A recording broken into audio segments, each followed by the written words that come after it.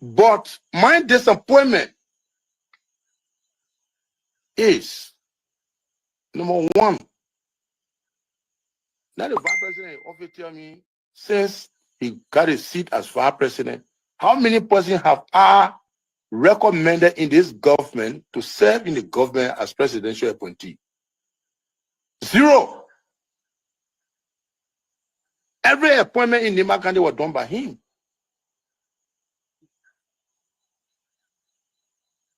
0.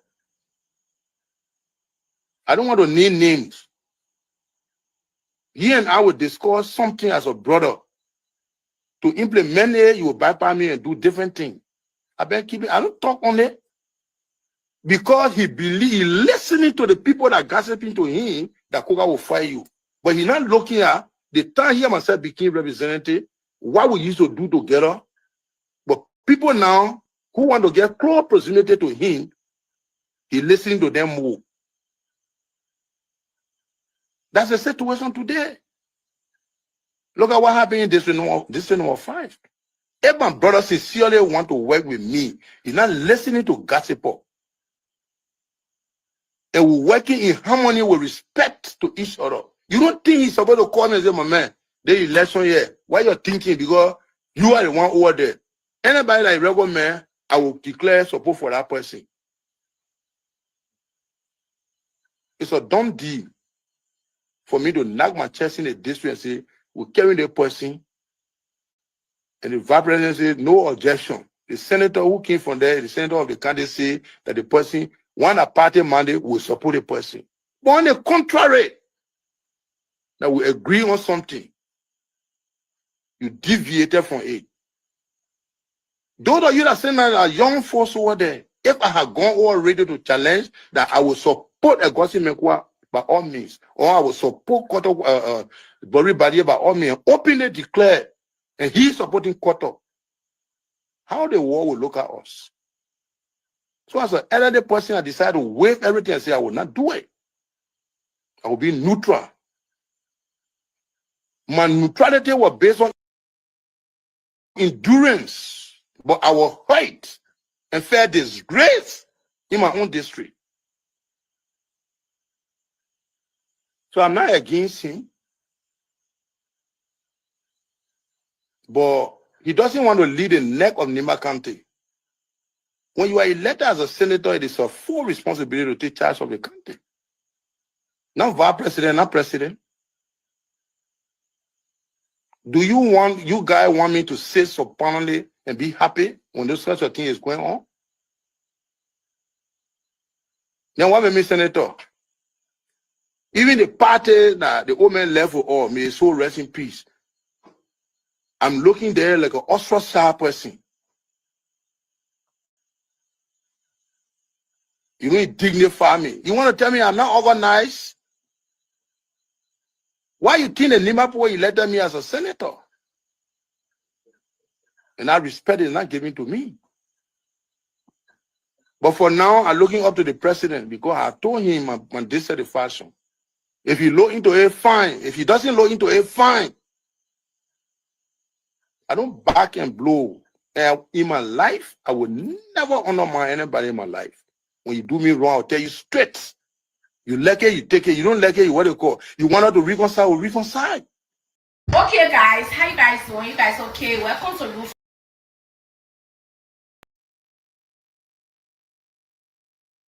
And the only good person in our whole United Party is President Bouaka. You want to say that again? The only person that appreciate good among all the United Party for that President Bouaka. The rest are ungrateful. The right, they use you and dumb you. Damn it. And I will come to that. But President Bouaka, if all of them were thinking the President Bouaka and behaving the President Bouaka, United Party will have another chance in 2029. Just for now, they do not regard people that help them. I'm saying, Senator Johnson, you are setting yourself on a time bomb politically. I mean, if you say in a unity party, aside from the president, no other good president there. I'm thinking about myself. I mean, I'm not thinking about you. No, not for me now. I'm thinking about the future politically. In terms of when I say good, in terms of appreciating when people do a favor for you, you must appreciate it. The United Party has never called any of these. They call it all now what? The happy bread. Okay. Say you call it all happy bread. You have never even called any of us after the election to thank you. The only person that did that, the president. The party itself. Mm-hmm. But maybe the president acted on behalf of the party. No. He acted individually. Yes. The party should have done that. Recognize us. Even if you don't get a job, get a job to all your policies. But your vote was totally insignificant to the people. So your vote was insignificant to the people. Our votes were very significant. But when they got that down, those that they appointed will become the insignificant person or people to them. But that's why you got a job. So I don't know. No. All a job for one. President Baka called us to his house and told all of us thank you. I tell you, the party. The United Party is on the rescue mission on the same day. Yeah, the rescue mission. The rescue mission is correct. The head of the rescue mission is President Baka. He called us to his house.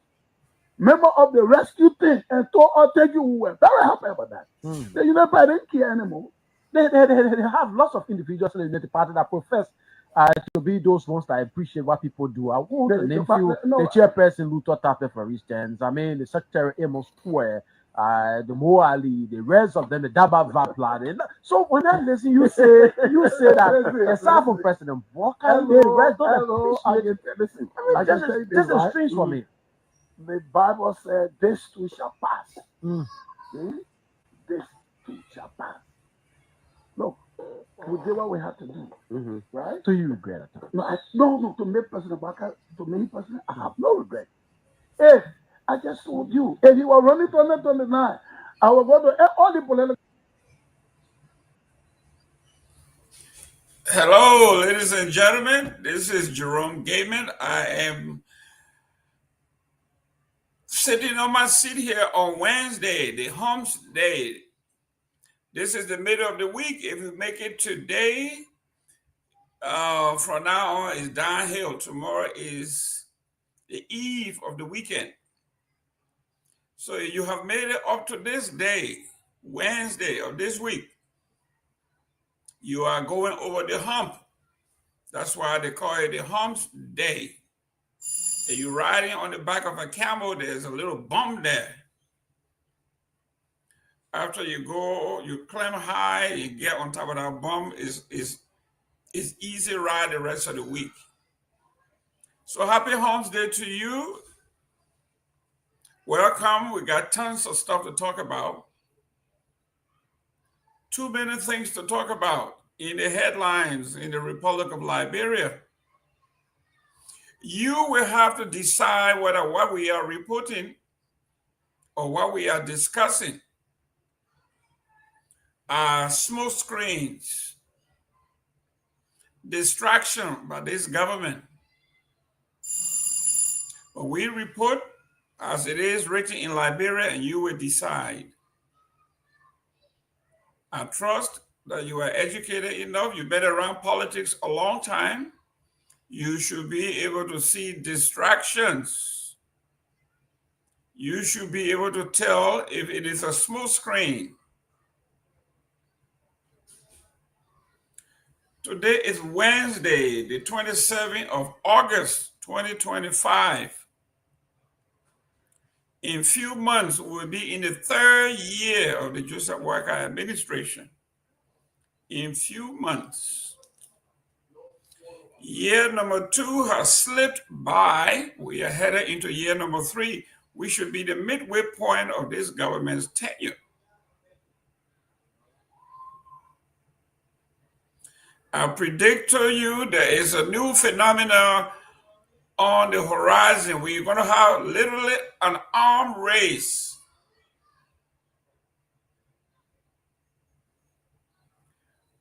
A presidential or political party headquarters construction armed race. Nobody's going to be talking about the economy, the lack of health care, our children, drugs. It's going to be CDC build the headquarters and CMC next and UP next, ANC next, and that will take out the rest of our time. I will tell you President Weir, former President Weir, has promised that within a year or so, give and take, little more, little less, the entire 2026 will be the construction of the CDC headquarters. By the time it is done, it will be 2027. If Unity Party decides to build her own headquarters, that will take another news for another year. That's 2028. If ANC and CMC decide to build their own, we are going down from here now to 2029. It's going to be like an arm race. Who's building the best and biggest headquarters? And that's all we're going to be discussing. Save this tape. There's going to be a huge competition that's going to take the headlines of every newspaper every day. Who build the biggest and best or better headquarters, political headquarters. And we are going to leave our women, our children, the economy. This week, school is about to open in Liberia, and the amount of requests that I'm getting for help is unprecedented. From elementary school to college tuition, everybody is calling all times of the night. It tells you that times are hard in Liberia. And people say, all you talk about is politics, politics, politics. You are beating on the government. I'm not the only one, I suppose, that are receiving these calls. ANC people are receiving these calls. Unity partisans are receiving these calls. Seditionists are receiving these calls. Everybody needs help.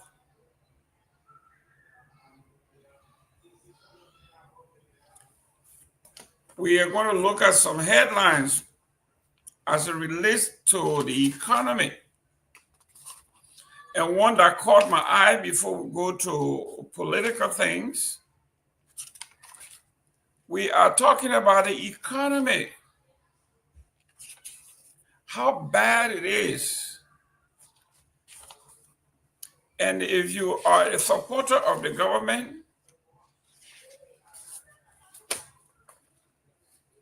and you are doing well, and your families and friends are doing well, then you are okay.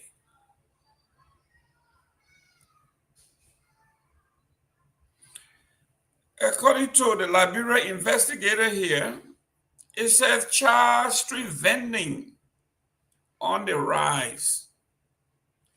Experts urge Liberian government to act. This headline caught my eye because it is not even out of Monrovia or Buchanan. This is reported out of Bong County. It says in the traffic of Banga, small hands dart between motorcycles and honking cars, balancing trays of water, planting chips, sugarcane. The vendors are not adults. They are children. Some as young as 5 years old, whose childhood are being traded for survival. Experts warn that the growing army of child street vendors is more than a symptom of poverty. It is a crisis fueled by corruption, economic collapse, and in some cases, human trafficking. The subheadline says, childhood for sale. From dawn to dusk, children aged 5 to 17 line Banga's Avenue, all of Banga's avenues, calling out to passers-by with the urgency of survival. Many are barefooted, shabbily dressed, and exposed to the dangers of speeding vehicles, harassment, and even adoption. Their school uniform hang unworn at home. Selling on the streets of Banga has become their classrooms, and survival their only subject, said Aaron Joaquili, Executive Director of the Foundation for International Dignity, FIND. Joaquili blamed the crisis on systemic corruption and rising cost of living. Children are selling because their parents cannot afford basic necessity of life. Poverty is the product of rampant corruption. Unless unemployment and corruption are addressed, the situation will never end. Poverty or parental neglect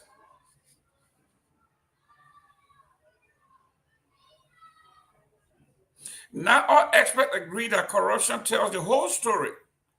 Veteran educator Dr. George L. Sear believes parental irresponsibility is equally to blame. Parents who cannot sustain their children should not have them. Sear said bluntly, too many parents are abdicating their duty, forcing kids to fend for the family. The result is children exposed to drugs, crime, and a lifetime of lost opportunity. What's about trafficking, human trafficking? The situation is complicated by trafficking under the guise of help. Community advocates say some children are taken from rural families with promises of education in the city, only to end up selling goods on the streets for relatives. Elementary school teacher Isaac Gato, a child rights advocate in Banga, said many of these children were brought here from rural areas under the false premises. Instead of going to school, they wind up in the streets. At least 31 children in Bong County fled relatives over alleged forced labor and street vending. Do we have a legal and moral crisis as it relates to these children?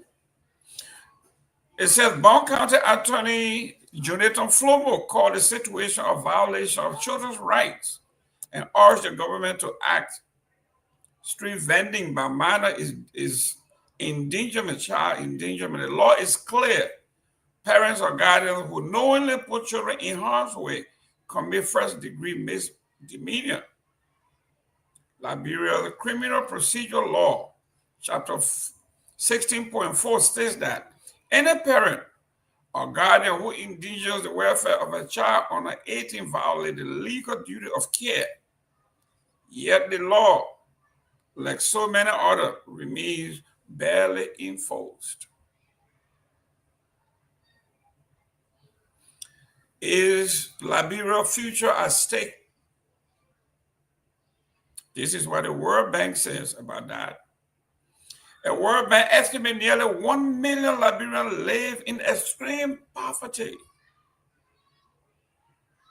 while 2.3 million face absolute poverty. For many households, every pair of working hands matters, even if they are small,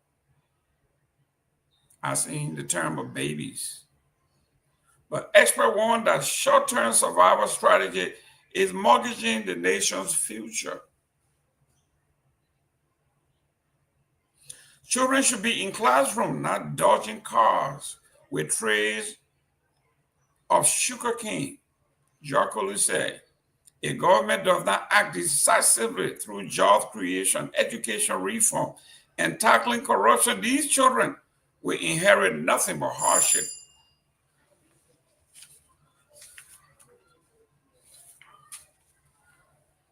The future of the Republic of Liberia looks bleak, according to the World Bank report. Let me welcome Dr. Jones. Fixed Electronics, Nora Hoax, Alaska Pay, Sarah Dopoh, Seleke Kromah. Welcome. Every parent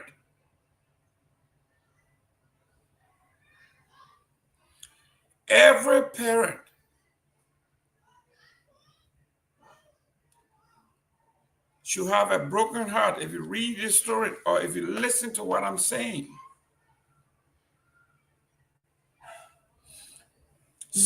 Our colleges and universities and schools are open in the United States and many places in the West, including maybe Liberia sometime soon. We are posting photos of our children going to school, from elementary school to middle school, high school to universities and professional schools. And we are celebrating the success of our children. Like yesterday, I posted photos of my twin girls at Florida State University having a great time. The next semester, they should be seniors. And we are celebrating, all my friends are celebrating with me. And so are other parents posting pictures of their children graduating, going to college, and we celebrate and we salute each other. We encourage each other. And then you get home and you read a story of this magnitude. If you are a person with some heart, with conscience,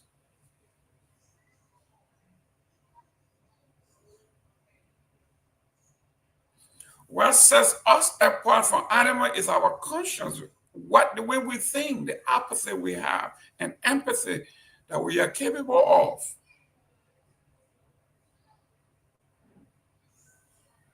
If our children are doing well,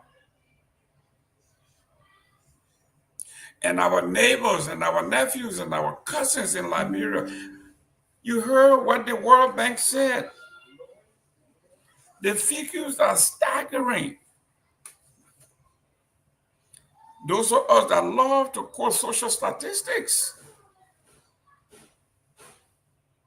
The World Bank estimated that 1 million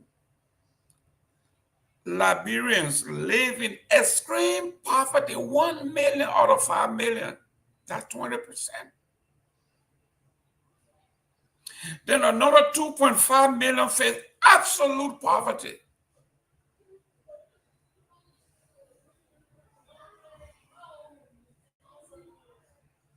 We are talking about 1 million Liberians living extreme poverty, and then 2.5 million living absolute poverty. You combine the two, is 2.5 million people living in absolute poverty. That's 50% of the Republic of Liberia live in absolute or abject poverty. Half. People who cannot afford a meal a day. Half, 50% of our population. 1 million, nearly 1 million live in extreme poverty. 2.5 million people face absolute poverty. Absolute poverty, what that means?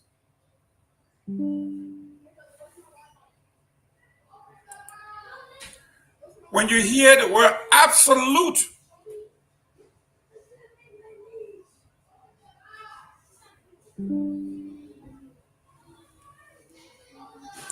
my Ellen Johnson Sirleaf will say, leave your own with God. Things are so hard, you got nowhere to turn. You got no option.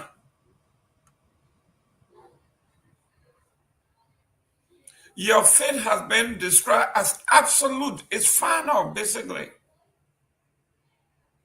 2.5 million of our relatives and friends are in absolute poverty.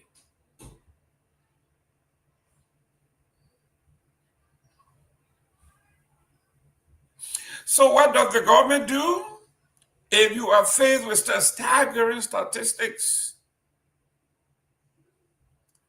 you find diversionary tactics, smoke screen, anything to have a distraction in the country.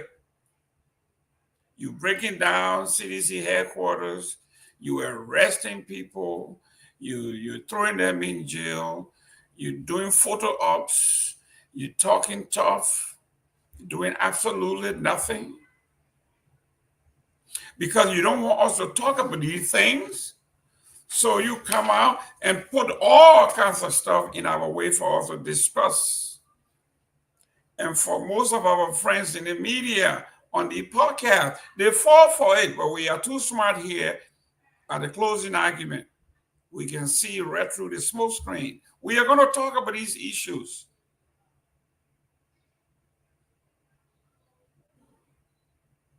Do you know what it is to be considered absolutely poor?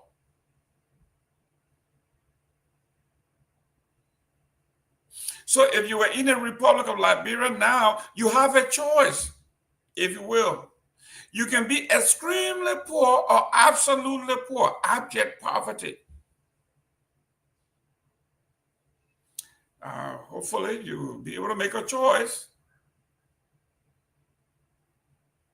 Like the Italian man said, you can choose to be blown out and die, or die by 1,000 paper cuts. You can have those little cut all over your body. Eventually you will die. Or you can just say, you know what, there's nothing good in life. Let me just end it once and for all. So in Liberia, you have a choice. You can either die instantly, which is the abject, absolute poverty, or you can choose to live in extreme poverty, being on drugs, go to the different ghettos and see what our sisters, our children are going through. They are going to die eventually.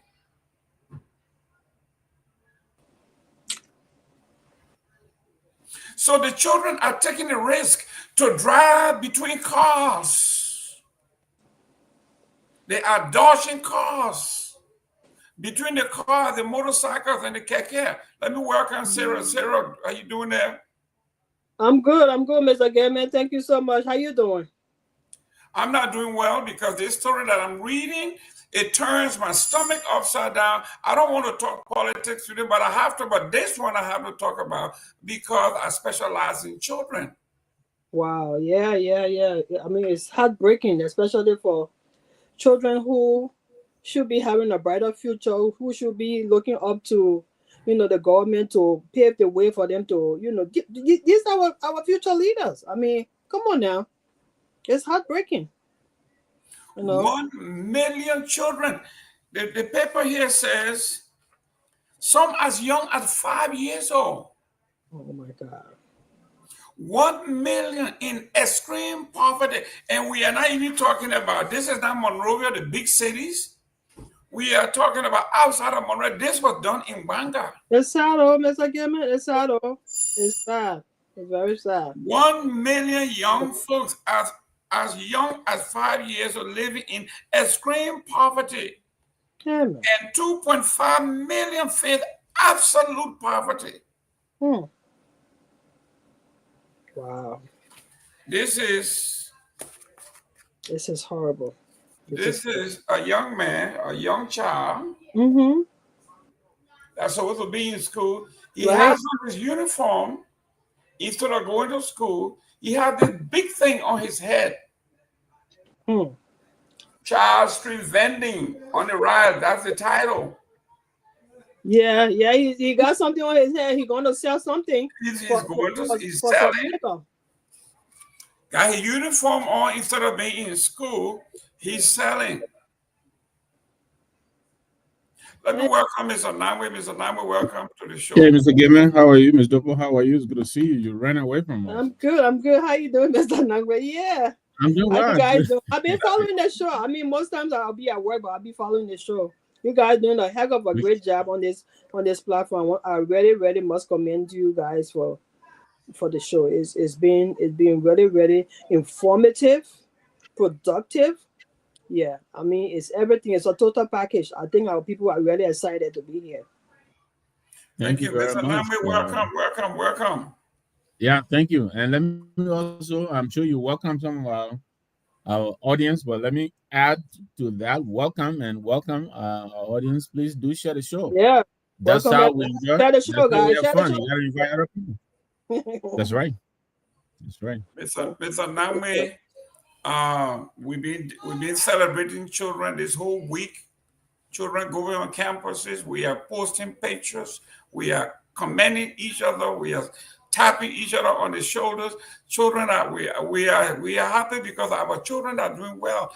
And then after you celebrate, you come home, then you get this. Child street vending on the rise. Child street vending. So on the rise. I'm sure Sarah will agree with me. She's from River G. I'm from Maryland, but I'm from Barabo, and we kind of border. We're from the far-flung parts of Liberia, very far away from Monrovia. And what the writer is reporting there is factual. Some of the people in those parts, some of them have never been to Monrovia. And so, they push their children on relatives, sometimes distant relatives. Sometimes they're not even related to these people. They will beg them and give their children to them just so the children will have a better quality of life than they're having.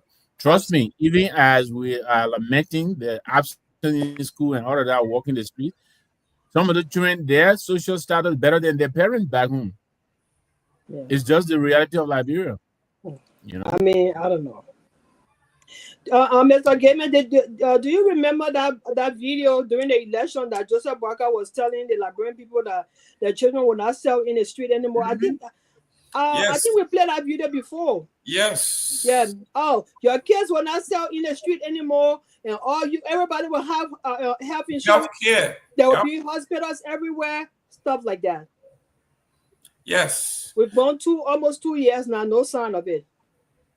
We are going into in 3 more months. We will be basically in the 3rd year of this administration. That will be midway point. This is why some of us who are into looking, like I said, past the small screen, we know that with stories like this, the government would rather you talk about CDC being evicted. I know, right? They will want you to talk about they are beating people here, they're doing it. This is all distraction. Yeah. They don't want us to talk about the issues. Mr. Nagbe, this paper, the UN said 1 million is in extreme poverty and 2.5 is in absolute poverty.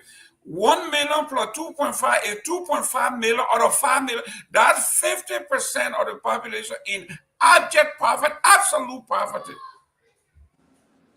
They don't have one meal to eat a day. That's 50% of our brothers and sisters and nephews and cousins that are in absolute poverty. I never heard that word before. Absolute means basically it's like a caste system. You are relegated to the bottom, and this is where you're going to stay and die. There is no way. Mr. Gayman, I'm not cutting you off, but sometimes I see people in my inbox sometimes, asking for assistance.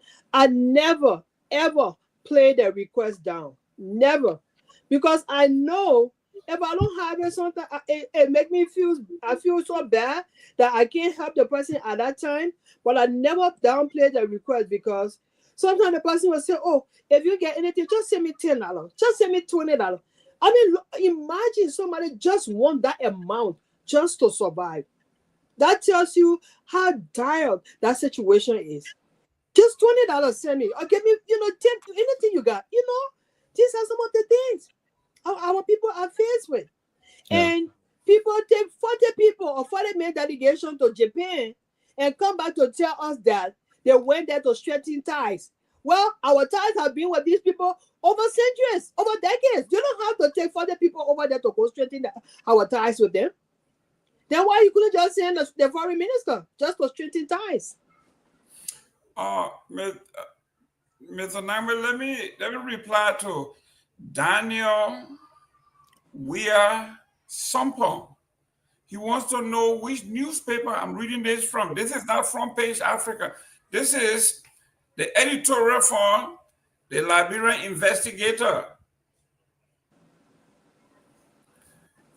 And this is written by Ramsey Clark.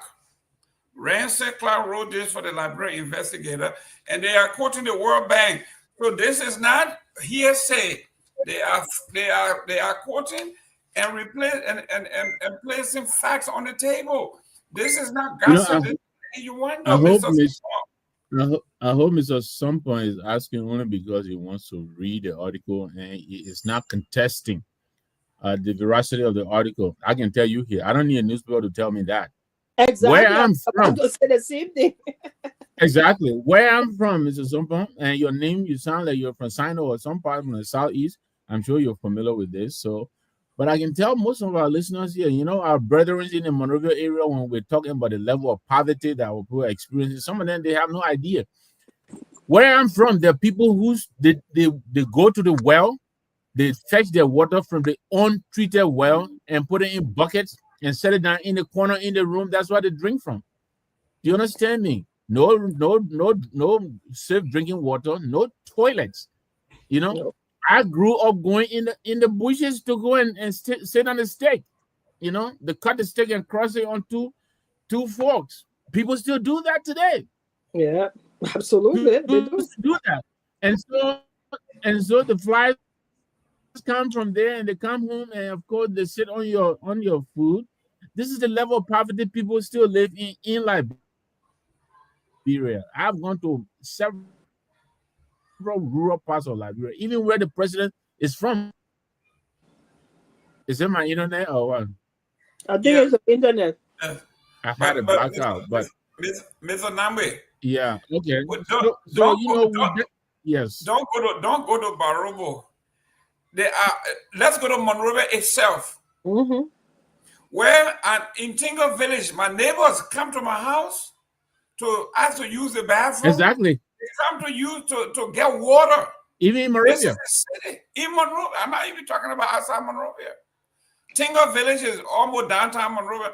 I was in Monrovia, Sarah. I went to a restaurant right there on Benson Street, somewhere there. And I just went to patronize the folks there. There's no bathroom. Oh, yeah. Yeah. And this is downtown Monrovia. There's no restroom. Mm-hmm. Mm-hmm. When I was in Monrovia 2023, we went, I was always praying that I won't, have to use the bathroom when we go to town. So because of that, I would limit my drinking of water and stuff like that. Because we went to one, because I was looking for some goldsmith shop to purchase something. When we went over there, Mr. Gayman, I'm telling you, the people, I was jammed. I'm telling you, Mr. Gayman, that bathroom, I don't know how people. I don't know how we can do it. This is what we are facing. And if we collectively talk about these things, maybe, just maybe. Yeah. This morning, the phone kept ringing from 4 o'clock in the morning. People are calling. School is about to open. Oh, yes. We need uniform. We need this. We need that. After I kept taking out a request where my wife look at the person. You down to either you up to $1,100 for this month. $1,100 that I didn't even think about it. I was just saying yes until she pinched me and said you up to $1,100. I'm telling you. our children just went to college, and 1 week later, you are committing $1,100 to. You can't say yes to everybody. But who do you say no to? If you have to delay the movie or the weekend hour or that little trip that my family takes weekend, I'm denying them that for somebody that I don't know, people that are 3, 4, 5,000 miles away from me. Okay? This is my same wave. I'm all the way up to $52,000 now, almost $53,000. And like you are saying, you wake up in the morning, somebody tells you, and most of the people now, they're not even concerned with things like, oh, I don't feel well, or my child. Most of them, they just want to eat. They just want to be able to eat to get through the day. These are the conditions that our people are confronting with. You just read the numbers. Almost half of the population live that way. Almost half of our compatriots live that way. Take that and compare that against taking a private jet, or compare that against giving $3,000 to a generator. And then you tell me if we should just shut up and let you do it. And so we come on here and we try to call our people's attention, and they make us out to be the haters. All those people, that are in government, they're angry. Oh, I live here. I don't live in Liberia, so I don't need to be in government to survive. I live in New Jersey. But these are the conditions that people are faced with, and the majority of the people in this government, they are aware of these conditions because some of them, they live these conditions. Right. And they were criticizing these conditions before. Exactly. And now they drive a seat. What do you do? Exactly. Yeah, I mean, when you are saying, and for some reason I cannot get this out of my head. When the central bank president went to the Senate to testify, when they told him you're making 49,000 a month, he said, no, that's a lie. I made less than that. He said, okay, so Kehleboe, how much you make? What's about that 7,000? He said, oh, that's stopping. That's not part of that. Stop 7,000. It reminds me when I was in Tomalin High School in the early 80s. One of my friends used to say, I made an error on my mistake. The bank going up there, an error on his mistake. He said, no. It's 48,000. 49,000 less than that. So when that added up, so what happened? That added up, yeah. When the guy said, how about the money that they're using for constituency visit? Oh, but 4 some more million, the House of Representatives and Senate. Constituency visit. The man said, okay, now we finish adding up. You were right. You were not up to 49,000. You to 56,000 a month. He said 56,000.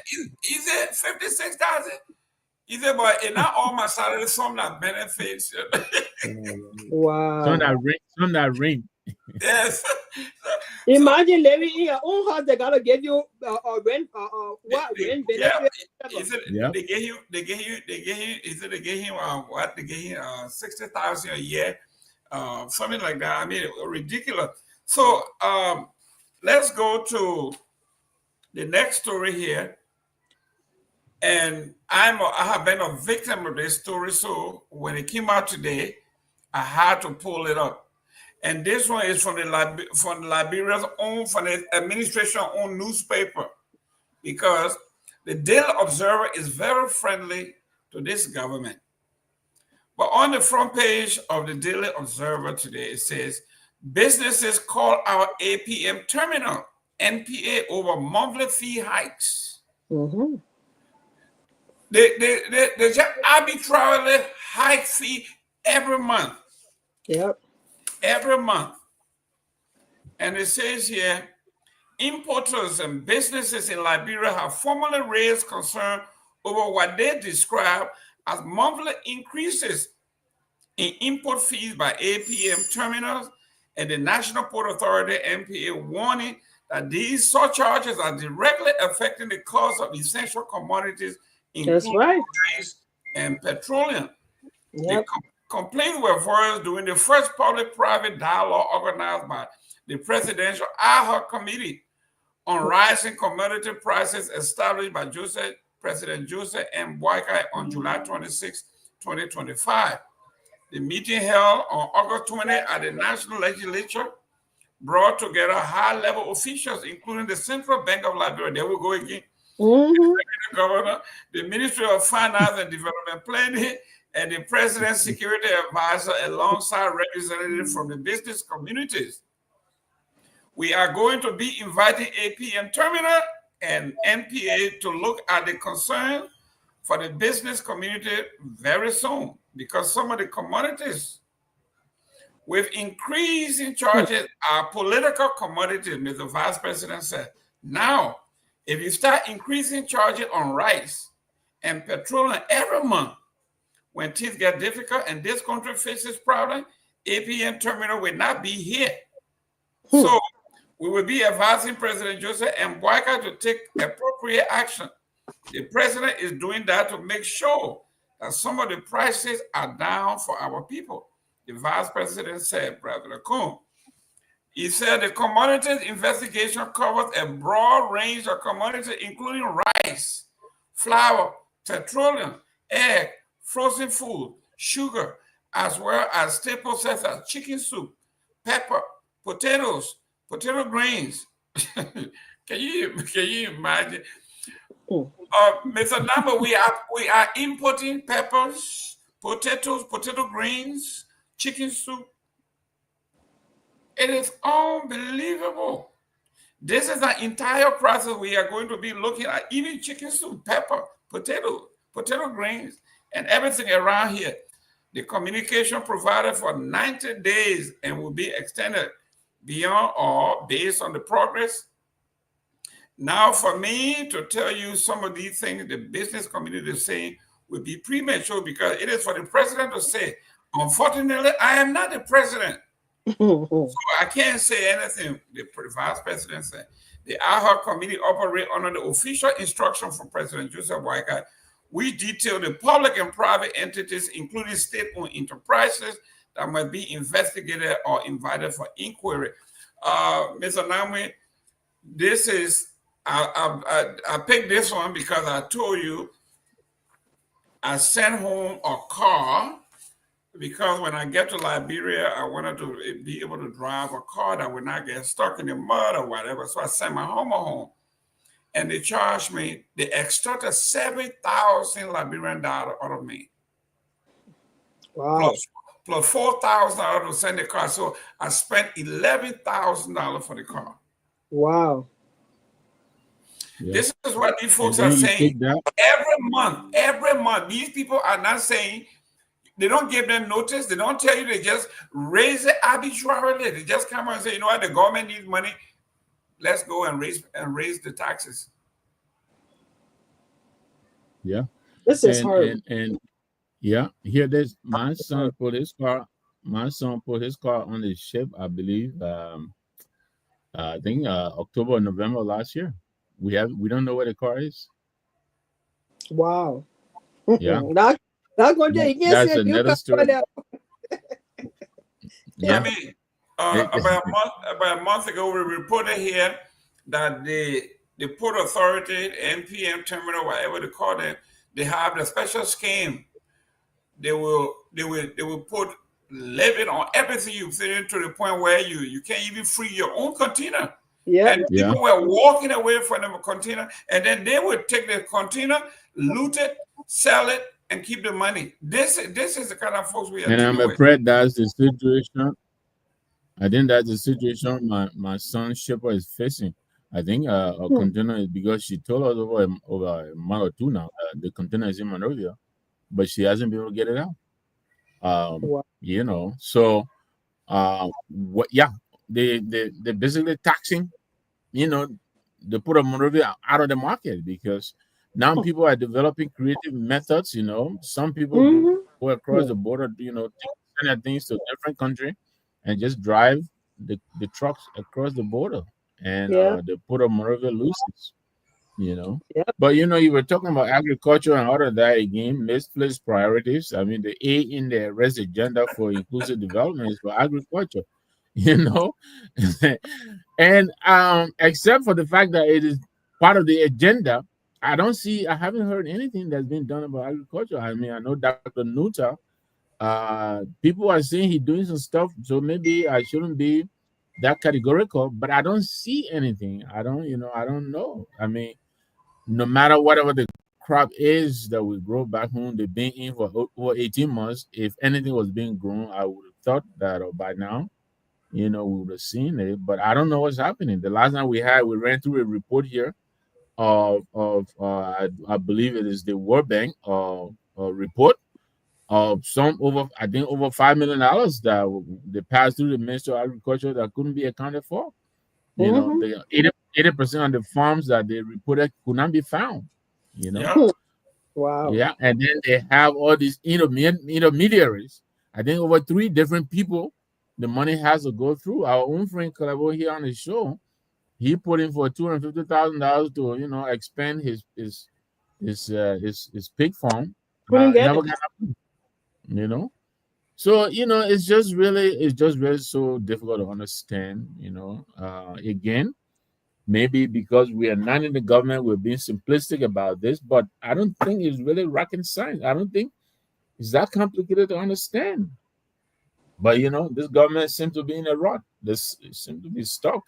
I don't know. But Sarah, if you plant a cassava, right, or rice, I don't think it takes 18 months for people to see you for that cassava to grow out of the ground.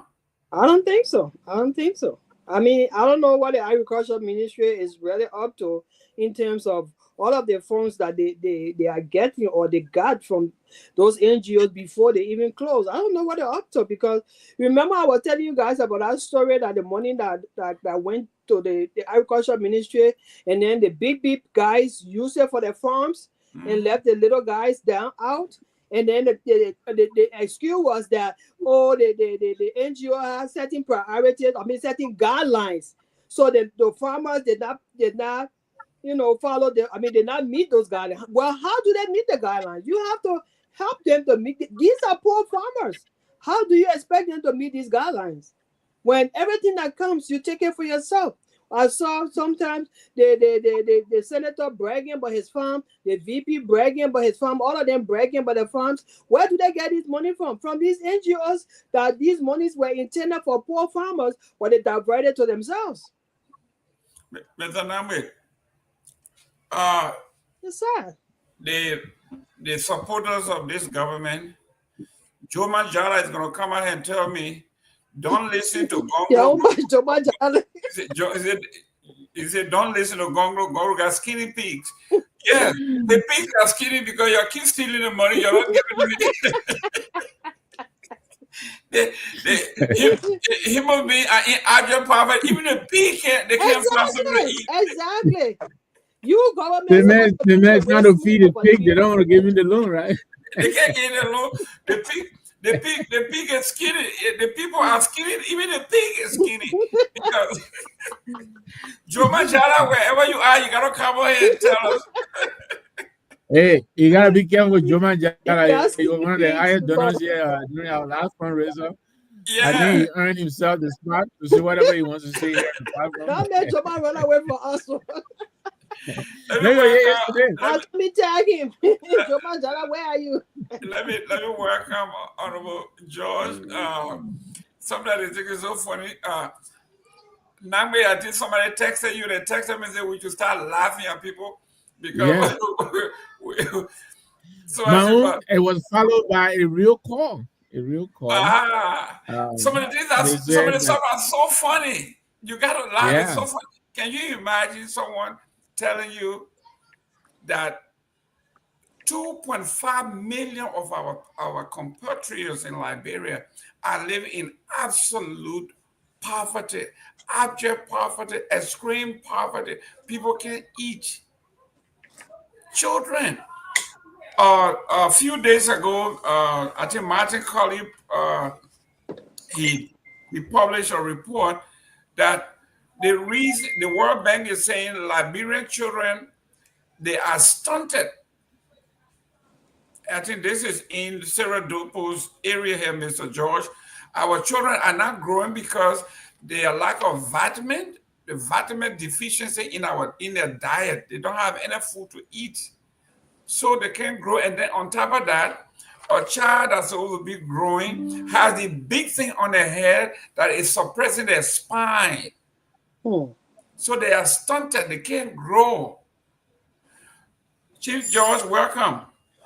Oh, it's good to be back again, man, on the closing argument. I'm happy to see all my great people, Mr. Gayman, Sarah, and Mr. Nagbe. Happy to see you, Tim. Yeah, and as we was talking, while you were talking, the government just sent me something. I know Kehleboe can say the government supposed to we have a major platform. The government contact person on TCA. Always giving information. So as they're watching you live, they just sent me this, and let me just read it.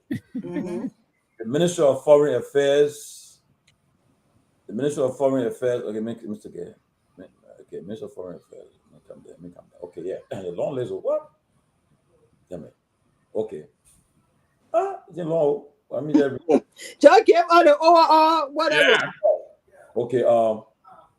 If the president just returned from Japan and the ministry is now giving the president exposing the goodies bear the president brought, and it says that okay, here we go. Okay, the Minister of Foreign Affairs is to present the outcomes of Liberia's participation in the 9th Tokyo International Conference on African Development, TICAD 9. Telling the Fofana Japan on the team co-creating solutions for Africa's future. In line with Prime Minister Ishiba Shigeru's renewed commitment to Africa focused on private sector-led sustainable growth. Okay, that's what they said. They want to give for Liberia now. Economic growth investment, infrastructure partnership. Japan and Liberia agreed to prioritize feasibility study for the Monrovia Roberts Free Airport corridor and the rehabilitation of key farm and market roads to unlock regional trade. Port modernization. Liberia has been included in the new Japan-Africa Economic Partnership Group, ensuring technical support for modernization of our free port of Monrovia and improve logistics. Industrial cooperation. Through Japan, Liberia will benefit from matchmaking between Liberian startups and Japanese companies with emphasis on ICT, agribusiness, and clean energy solutions. Financing access. Liberia stands to benefit from the expanded enhanced private sector assistance for Africa, USD $5.5 billion. Not for Africa now, okay. Depends USD $1.5 billion impact investment fund, reducing the rates for Japanese investors in energy and agriculture market. The government of Japan has expressed interest in partnering with Liberia on coastal and sea defense initiatives, recognizing Liberia's vulnerability to rising sea levels and coastal erosion. Yeah, we need it because our country erosion is coming to our country. We need it. Also, agriculture and food security, rice and staple crops. Liberia participate in pilot cooperation on climate resilient rice varieties with trials in Lofa and Bong counties alongside expansion of mechanized farming under JECA supported projects. Okay, the package is long, right? Capital investment, youth training at least 500 Liberian youth and professionals will benefit from Japan's plan to scale 300,000 African in our biotechnology and green economic fields over the next 3 years. Scholarship and exchange. Liberia secure new scholarship under the ABE initiative in Africa Youth Program. Students to study in Japan in STEM, public health, and governance. That's good. Women empowerment. Liberia has been invited to join Japan Women Peace and Security Framework, opening path for female leadership and entrepreneurship. Healthcare. Under Japan's Africa Healthcare, Liberia benefit from technical upgrades in referral hospital, medical equipment, and training of health personnel. Vaccine. Liberia will share in Japan's $550 million. Okay. Okay, peace and stability, maritime security cooperation, Liberia maritime sector. Okay, governance support, Liberia has been included in Japan. Well, additional gains. Okay, but other thing, let me see. Funding proposal on a review, or funding on a review. The funding proposal submitted by Liberia to the government of Japan amounting to $72 million encouraging priority projects, infrastructure, health, education, according honor consideration. This guy, they put in their promise about everyone so. It's your promises. Is there any timeline on that thing? There's no timeline. Listen, let me finish now. We'll pursue all these things, right? Liberia pursue it. So let's pray for the country. Japan has just made promises to us, but these are all goodwill from the Japanese government. So the president did not come out with empty hands. So the president came out he came with promises. Now all these things are in the works. So listen. Hopefully we'll see these things happen and get in fruition by next year. If we see the China MOU in the works, all the presidents, they say if it comes to fruition by next year, that brought benefit. So for me, I welcome it. Tamale George. Even though I know Ghana they got their own money figure, they say they got their amount, other people got their money, but our own will come. We'll get our own money. We're praying for it. We're praying for it. Pray for it because will benefit the country. Okay, so, good. Listen, Mr. Nagbe, those of us who are into idioms, when the text says honor review, we will share partnership. To benefit in the near future. We will be added to the list. They just tell you they brought home nothing. Exactly. Now let's flip it now. Let's go to what happened in Ghana when they came. Their report they made. The first item is technology and training. Technology and training. Space cooperation. Space. We're not talking about any small thing or space. Ghana signed. A space-based cooperation to advance space and science technology. This partnership will use Japan's satellite technology for disaster resilient agriculture monitoring and urban planning. Biotech training, a new program will train 300,000 Ghanaian youth in advanced fields such as artificial intelligence, biotechnology, modern agriculture, and green transition. Manufacturing.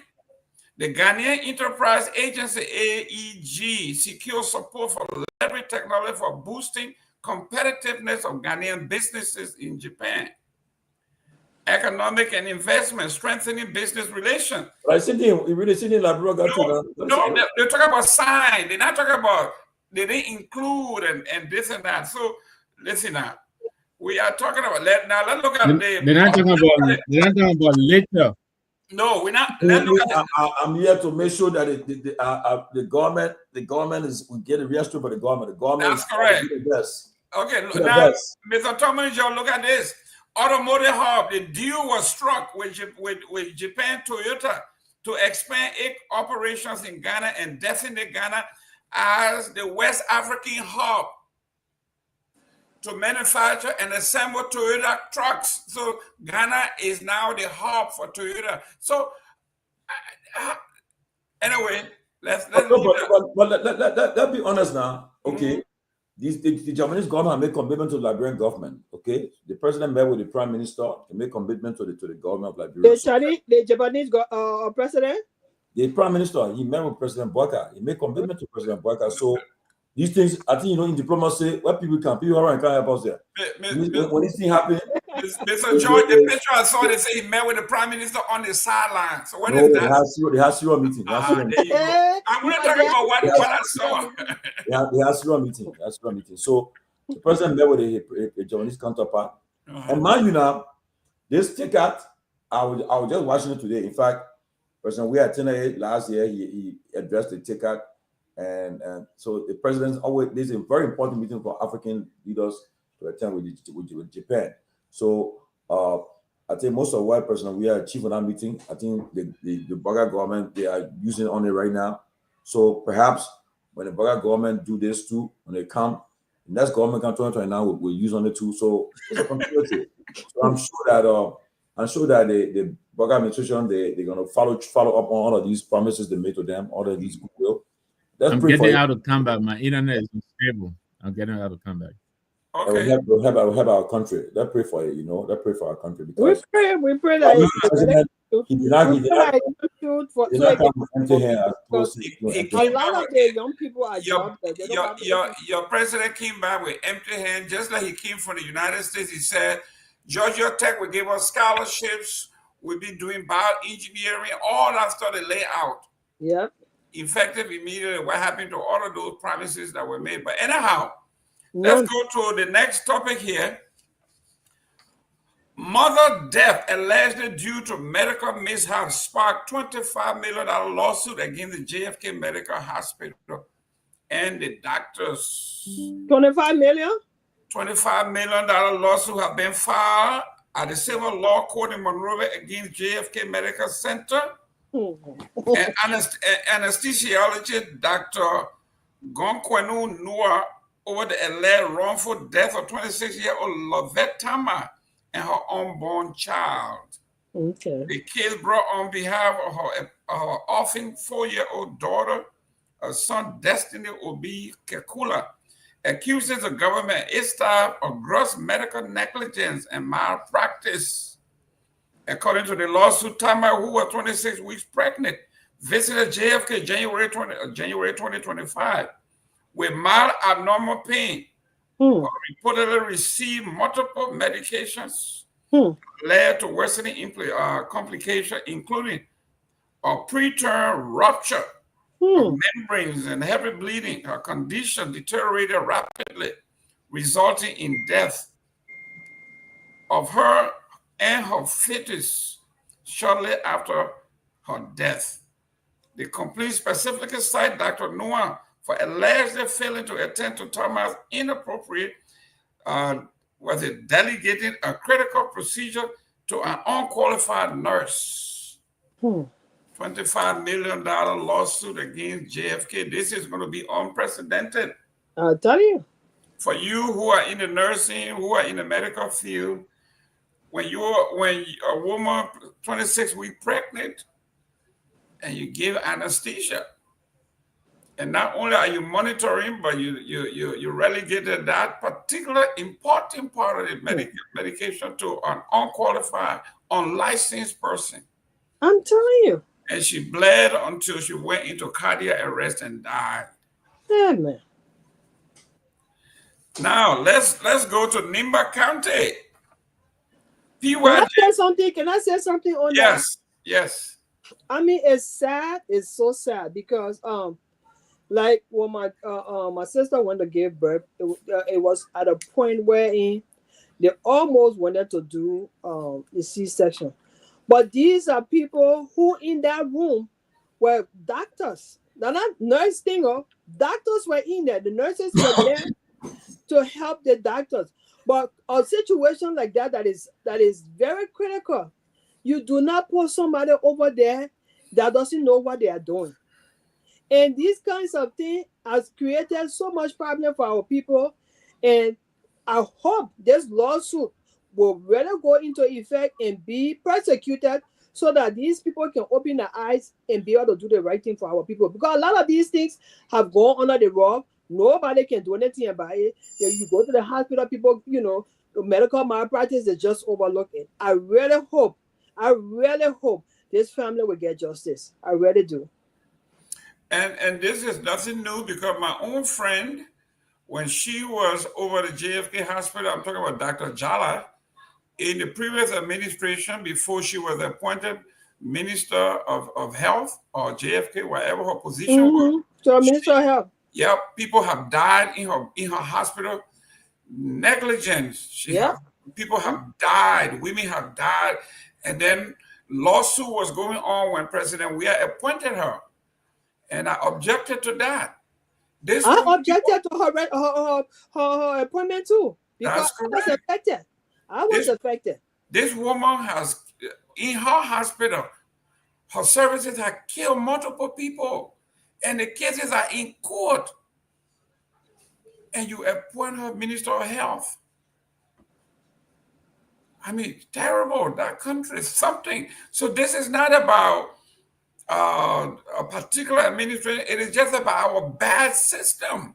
Yeah, that's bad what it system. That's what it is. So let's look at. Did he get it right? Yep, the judiciary to launch personnel credential audit. This one here. Hey. Audit. Mr. Timothy, this way they say, George basically that start can't hit the ground running. They said people didn't come to work yesterday. A lot of people didn't come to work because the Chief Justice said he wanted to meet them one-on-one to go over their qualifications and stuff. And a lot of people didn't show up, so they just quit. The Civil Service Agency will begin. No show. Yeah. The Civil Service Agency will begin a week-long personnel verification and credential audit of the judiciary on Thursday, in what Chief Justice Yomi Gbese Sr. said is part of an effort to rebrand and professionalize the branch of government. The exercise we run through August 28th through September 4th will cover staff of the 1st and 6th Judicial Circuit in Montserrado County. According to the jury, 3 GSA teams will work simultaneously, starting with the Temple of Justice, followed by the Painesville Managerial Court, and then Gardnerville Magisterial Court.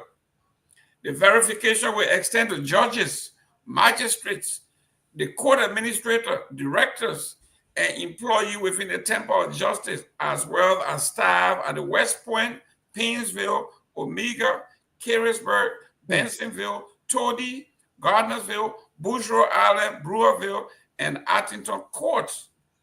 In a statement, the judiciary said the move fulfilled Chief Justice Gbese's pledge made upon his August 15th induction to ensure staff qualification aligned with assigned duty. We will conduct what I call credential audit to ensure that all staff of the judiciary have the required academic qualification and experience to effectively perform the assigned duty. Okay. Hey, Mr. George, this is serious. Well, you know, the Chief Justice just taking office, everybody come with their own vision, their own plans, and if you want to bring some reform, he said he'll bring TV in the TV or CC camera in the court, CCTV camera, how they call it, in the court, to track judges that undermine the public trust. So let's see what Yomi Gbese will bring. Let's see what he brings to the table. But he's someone who I know have been accused a lot of time. I think I remember there was a time that his name was involved with some case, some properties or some woman case on the news all the time. Yomi Gbese, yeah, how come he was ringing? So, well, that case, I'm surprised during his confirmation, nobody never surfaced. But again, the president controls the branches, all the branches of government, so whatever he wants, he gets it. So, but let's see what happens. Everybody watching Yomi Gbese, and even like things are happening. Like today, my good friend from North Carolina, he got appointed by the Speaker Richard Coon, to be his legal man and chief of staff, considered Jim Radio, former LACC boss. Oh, yeah, he just got a job, and that's why we're excited that we'll be having our new Minister of State soon. We'll be announcing it soon. We're excited. The president will be looking at Monday, huh? Monday. And so this weekend is Minister Gbese's funeral, and I will not be attending because I have my ambassador people coming to my town. So I'll be meeting with the So you got any scoop as to who's going to be the Minister of State? I'll break the silence at the end of the week. So I know already. I got a scoop. I already know. After that burial, Saturday, Sunday, Monday, be here. Yeah. And Labor Day, come to work. You here? I already know who the Minister of State is. I mean, it's not a big deal, but I already know. So, but when we tell let the president announce it, but we know that we already know who the president is appointing. But that's our begin. I don't know you're talking about, so. Sarah, the man say right after Grisby buried. Very grateful for it. We buried the man. And you come and announce it. But they can't be stay around and go talk about that buried Papi for. I'm sorry, man. But anyway, so my friends will be there. Papi know that I will hear him in prayer. So Grisby, I miss you, Papi. Preach their actions. But what I want to say about that, Yami Basis, whatever he's trying to do, I think it's a good start. But what I really want to see him do mostly is making sure that justice is served without any intimidation from the executive or anywhere else. This is what we want to see. We want to see people get justice without any interference, like the way we saw in the speaker case, without any interference from anybody. Justice is justice. Justice must be served according to the law of the books. So, but if you have interferences, that becomes something else. So, I mean, I think it's a good start that he's doing to make sure that people are qualified to be in certain positions that they are in, which is not a bad thing. But we want to really see what he can do when it comes to the law of the land being followed to the letter. We want to see real justice. We don't want, this thing happened, then you have to wait for the executive to call or the that kind of thing. And he, for one, people have accused him already of that. So we'll see how it plays out. Whether he's going to be a justice or judge for the overall Liberian people and for the overall good of our country, or he's going to take sides. We got yet to see that, and we'll be watching for that. Tomalin, I was listening to Julia Jed this morning, and he said this could be an extension of what they did to clean house of anybody that they find to be a sedition. They have marked some of these folks to say, well, you don't have degree, you're not qualified, you shouldn't be here. So they are coming to extend that, using the legal arm to get rid of those people they don't like. What's your take on that? What?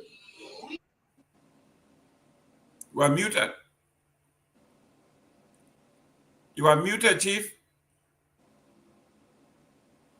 No, I mean, it's good for the country if you want your best, the best and the brightest to run the country, to serve the country. That's what people go to school for, to learn and to get so they can be able to serve their country. They want to serve their country tomorrow. Yes.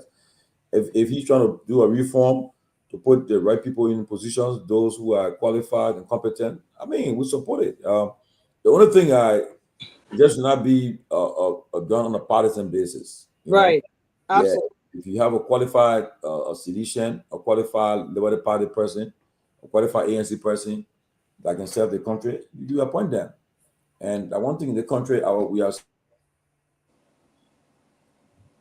You are muted again. Why you keep touching? Only problem with guy in Liberia is that when you in a government and if you do the best, I mean, I have supported you. Like for instance, okay, and I will talk my own paper that just passed. He supported Mr. Cummings. He was very close to Mr. Cummings, Sylvester Pewee.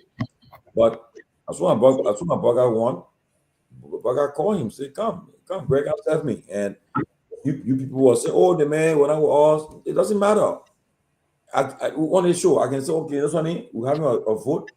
I say serious the person I will vote for. I mean, the time say that give me a number not qualified, but I'm a choice of voting. I vote for her. But when it comes to the point where because Nagbe and Gayman support me, so I would not. No, they're ready to serve the country. They're ready for the country. Bring them on board. You want the best. At the end of the day, you will get the best. Look, I'll just some folks just now want to call. I'm looking at Trump cabinet meeting yesterday. The man goes around the room. Now what he say? Everybody in my prison. Yeah, Mr. President, you're the best. I mean, I like that tie. Yeah. One by one, they praising him. He demand loyalty, he demand praise from people. Praise me, you're telling me I don't want, and that's it. Then I was also just informed that the Georgia senator, he in Liberia, one, right? Yeah. He said at the Providence Baptist Church on Sunday, he said that he talked about Ebola, talk about other things. He's a Democrat, right? Yeah, then you go talk about Trump. Is it all Liberia people like it was like Trump, well, we already on the ropes. The man, I want money from MCC, all the nigga thought of it. And the thing is that when you're dealing with, if you're a country, you're dealing with people trying to do on a bipartisan basis. So I think that right now, so Democrats want Liberia. Charlie was there last week. Now Reverend Warner is there now. Warner is there. They're trying to get some Republicans. They're in power. I mean, how you do it, so that it can be a bipartisan approach. Because if you go to Liberia now and you're talking against the main office there, he hears that, he's so Liberia encouraged him to talk about me, right? Right now, you have to be measuring this thing. So no, if the justices are looking for qualified people, competent people, let's support it, man. It helps the country, You can keep your best and brightest. And that was something I brought today. You got people that are qualified, competent, that's sitting down, but because somebody don't want to be in politics, they don't want to serve their country. Because they didn't support you or support the CDC, so you say, oh, no, a CDC man is qualified, gave him opportunity, he's serving the country.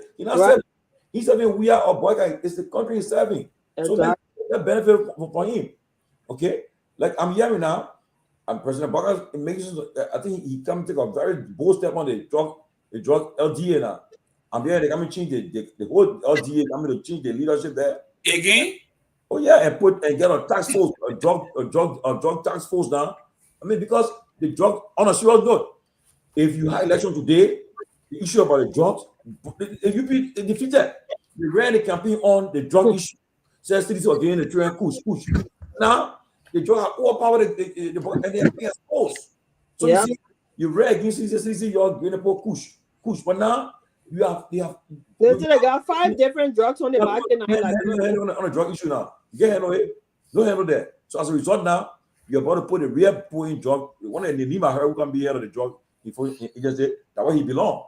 That's why he belong. He should be there. He should be where he is right now. I'm happy that you're gonna put him there. Let him be there. That's why your whole career being involved with drug enforcement. So go there. Now why did you put you? Yeah, So the president, if he gets one issue of drug and to clamp down on it, I mean, we're supporting for that. So I just pray to take away the partisanship from there and forget about the politics business and focus on the greater good of the country. That's all we want. Well, Sarah, the reason people are skeptical was the Chief Justice is bringing this guy called Josiah Joker, right, to come and do the cleaning. Okay, it was Josiah Joker that went and said, we're going to fire everybody who posted on social media, anything. Right. You are a government official, you shouldn't be on social media.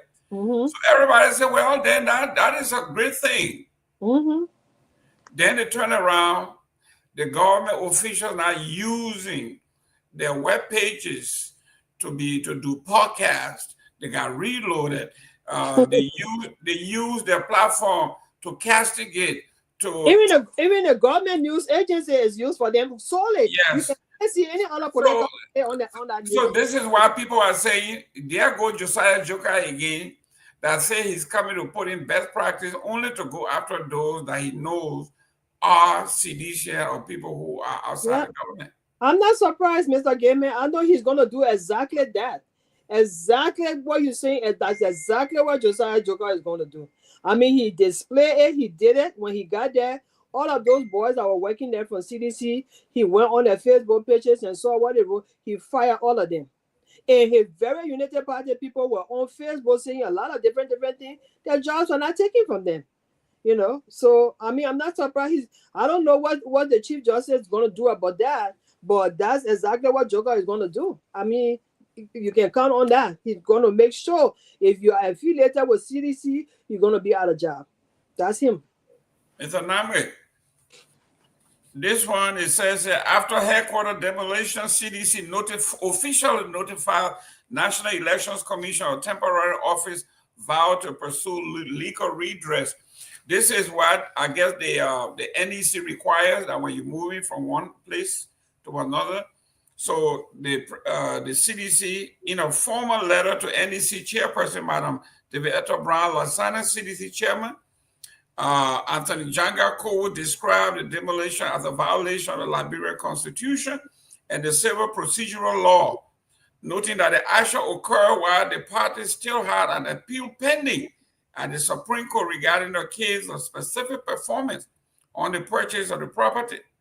The letter cited Article 20A and B of the 1986 Constitution, emphasizing that no person or organization shall be deprived of property without due process of law and highlight chapter 51, 52, 51.2, blah, blah, blah. The timing of the demolition on the eve of NEC's annual inspection of political parties. Headquarters raises serious concern and may affect our legal standing as a political party, he said. So what he is saying, just they all got notices, right, that the day within 24 hours, the NEC is going to be visiting all headquarters to make sure that they are in good standing with the headquarters, they have office space. And all of a sudden, their office was demolished. So if the NEC came to do the site visit, there will be no site.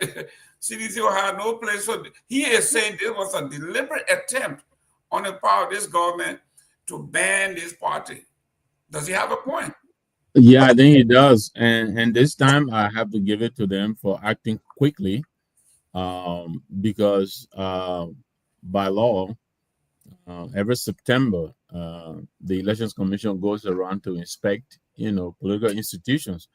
I'm not sure if the inspections are even announced, but one of the requirements is you have to have a physical address, and then you have to have a bank balance of a certain amount. I think $10,000, something like that.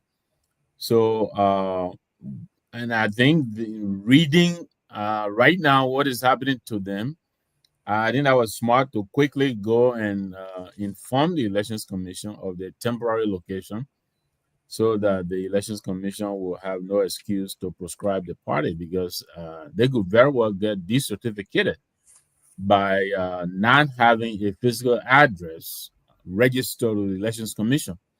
So I think this time, Councilor Cole and the CDC, I think they deserve a certain amount of credit this time for getting on that and getting on it real quickly. So I give that to them. Excellent. Madam Dopoh, I am one of those who called for Janka Cole's resignation and still do. It is under his watch that this thing happened. If you were in a hospital and you allow too many deaths to happen in your hospital, you the CEO, they will let you go. But on this one, he's on target by being swift, knowing that the threat that there was a trick under the sleeves of these folks. He detected it and he preempted their move. I think this was great. Yeah, I think from the inception of this government, the CDC and its leadership already knew from day one that this government is after them. This government has made them their sole target. I mean, to just eradicate them completely, no matter what. Which of course is impossible. That is one of the biggest political party in Liberia. You just can't get rid of them. So I mean, he was on point, and I don't see any reason why he should resign as per your request, because there are certain things that are done. You don't react to it the way how they marry him or bystanders would look at. You don't react to it that way. You're dealing with a sophisticated ruling party they have the guns, so they take advantage of people. They take advantage of anything. So CDC will have to proceed, in accordance. And we all, even the ruling party was surprised why CDC did not put up a resistance, because you have guns. You want to kill citizens. We all know that. So we talk to our people to stand down, let them do what they have to do. We're not going to make our country to be chaotic because you are the ruling party. You want to overreach power and stuff like that. We're going to make sure we go by the law. We're going to make sure we preserve the peace, as our political leader is very peaceful, and he was peaceful to the point that he gave you victory with less than 1% vote. With all of that, you don't see it. You want to come after a political party like that. You're wasting your time. We are going to do everything according to the law, and our people will remain peaceful. And I think that the Jangaka was on point, and I gave it to him. Thank you. Yes, I will make my donation to the building of the new headquarters. to the CDC. I will make my donation to any political party because we are all about institution, right? Building institution. Right. Mr. Nagbe, we've been saying this a million times. Yeah. If CMC is building her own institution, we will contribute. Right. If Unity Party is doing it, I will contribute because it's the right thing to do. When you build an institution, it will live after you. Exactly. Exactly. But just on the move, every time you lose an election, you got to move. You got to find another place. When you have a compound, it's an economy by itself. You got offices that can be rented. You got halls. Absolutely. So it's an economy all year round, but people don't see these things. They don't see it. And I was even thinking, I said, even that building they're gonna do, they can have a hall there that they can rent. That building can sustain itself. Of course. And depending on how they're gonna design it, a lot of things can come out of it. That's what institution does. Mr. Nagbe, if George Weah, like I said, and this one I want you, and then I want Tomalin George. I was saying that I wrote it in on one page where I said it looked at the CDC have opened an arm race. From now to 2029 is going to be about who built the best and biggest headquarters. So we're going to be talking about nothing else but headquarters after headquarters after headquarters. And we will not be talking about the economy. We'll not be talking about healthcare. We'll not be talking about anything. And it's another distraction, even though it's a good thing, but it's a distraction. It is, but let's agree that something good came out of it. Yes. Like you're saying now, yeah, all political parties now will take lesson from this, and I think they will all be compelled to have their own headquarters. So I think this, at the end of it, I think it's a good thing, especially if the CDC succeeds within a year, even though they said at least, a year. Give it a little more or less. It could be a little bit more, but at least I think the first shot has been fired, and I think all political parties are taking notice. And I think they should, because these are some of the streamlining that the Elections Commission probably need to impose. You need to have your own building because, yes, we champion multi-party democracy, but right now this is a multiplicity of parties. Some of these parties really are only in people's, handbags. So yeah, I hope eventually that will be part of the requirements for for pronouncing yourself a political party. You got to have your own office space. Exactly. So can I say something real quick before Tomalin come in? There's whole political party demolition. The ruling party thought it was like a get-up movement for them. Like, oh yeah, we got them. We got it. But the thing that people say when the Bible says God will turn your sorrow into joy, this is what happened to the CDC. The whole demolition process turned into a joyful moment for sedition because you have tons of people. Just said some people called on the show the other day. Just the image they saw broke their heart, and they want to contribute towards the building of the building. That's how it is. So, sometimes when you're doing something to somebody, you say, oh, yeah, I got it. But at the end of the day, that thing you're doing to that person, it turns into something joyful for that person. That's what happened. So now the ruling party, the whole thing made them look smart. So that's why they started bringing all kinds of things in here to distract people. They fell flat on their faces. They fell flat. They thought they had broken CDC for real. It's not the case. There are tons of people who are pumping money. Cement bag, there's that, putting in money to have that building up. And I hope the leaders will do that effective, immediately, and very soon. Thank you. Tomalin, I think they play right in the playbook of the Unity Party. All 2020, because the CDC said 1 year. So we're talking about the whole of 2026. We'll be talking about headquarters. 2027 CMC will come for there. 2028 Unity Party. We will not be talking about any of these things that will be affecting this government. We're not talking about healthcare. We're not talking about drugs. So it's going to be party after party, like an arm race, right? And by the time you turn around, election right around the corner. So I can tell you this though: the CDC, they're about to roll up a roadmap, a clear roadmap, I think, for the remaining years. The former president will be embarking on a county tour, a major county tour, the 15 counties. He'll be going there very soon, and his county tour, and then in September there'll be a big event in September, I think, from what I'm understanding, that will propel them to stardom. And like Sarah said, there is the demolition of the CDC on Saturday.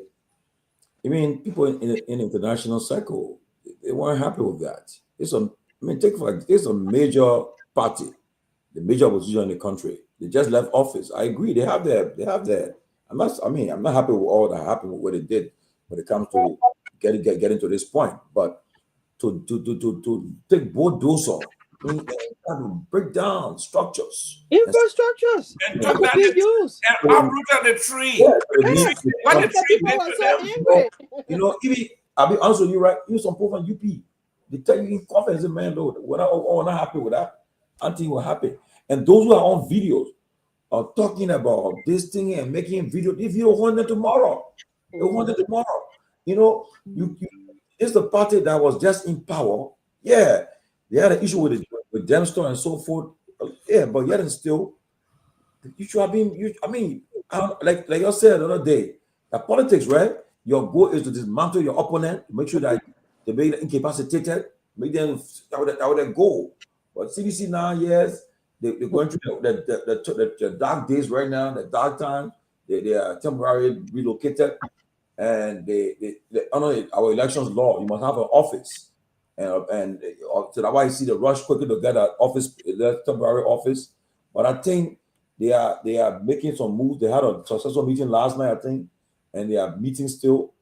But again, I think what's happening is that people got to be very mindful, because what they did, people see opening now to come and, especially those who not satisfied with them. You heard the other man, I think later on we'll talk about him. The other guy is frustrated right now. That's a guy who supported CDC before. He jumped now, he's supporting you, they call him Sandro Dazzle Johnson. Now he calling people vampires, they're attacking the people. Or another man I saw just now, another post I saw, somebody saying they taking advantage of them, and the UP not giving them the jobs they wanted. So what's gonna happen when you think come on is a bitch. Kamara is a bitch. Because what's gonna happen, people that's not happy, like the ongoing feud between the VP and Koga. I spoke to Koga this morning. We had a good discussion this morning. I talked to Koga. I talked to both parties already. Okay. And the president, like I said, the president got to take seize of it. Got to pay attention to what's happening. Because if he doesn't, except where he has no interest in running for re-election, or he has no interest in winning election. But if not, what's happening in Nima? If that feud continue to escalate, it can destroy them. It can destroy their whole stuff. And you know who can benefit from it? CDC may benefit from it. The Liberia Party, ANC may benefit from it. You can never tell. So I don't think getting a temporary office, they have to find an office to have an office. So they inform NEC about it already.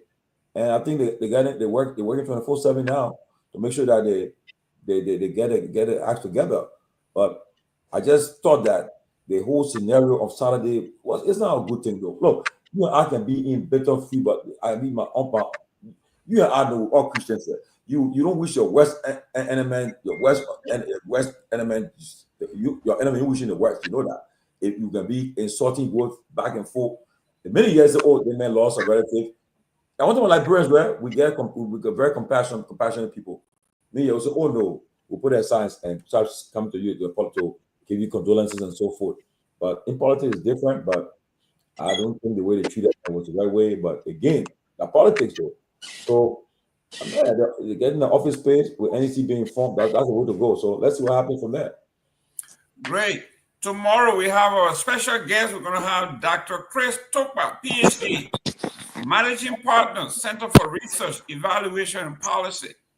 Dr. Topa is going to be here tomorrow discussing education. You need the whole 9 yards. Dr. Topa, Chris Topa is an Associate Vice President for Institutional Effectiveness at Delaware County Community College in Pennsylvania.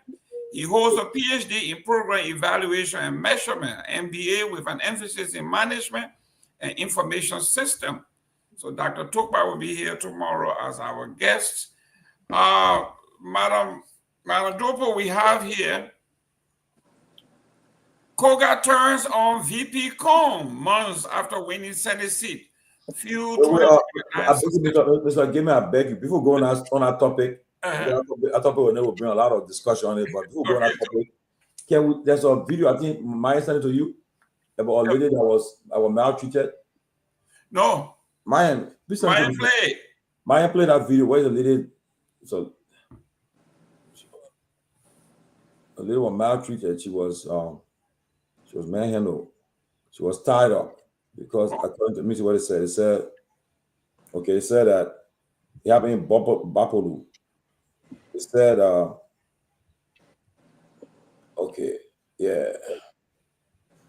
this heartbreaking. This happening to this mother. This place is in Bele Boloma town, Bele district, Bapolu, the district headquarters. The Bele district, 20 minutes ride on motorbike from Bele Fasama. This woman's life is in danger. As we speak, the police arrested the man who gave the order, and those that tied her ran away. Calling the zoo, and the others are going to Bobolu to free the man that was arrested. They said when they come back, it will not be easy in the town for the rest of the men of the church.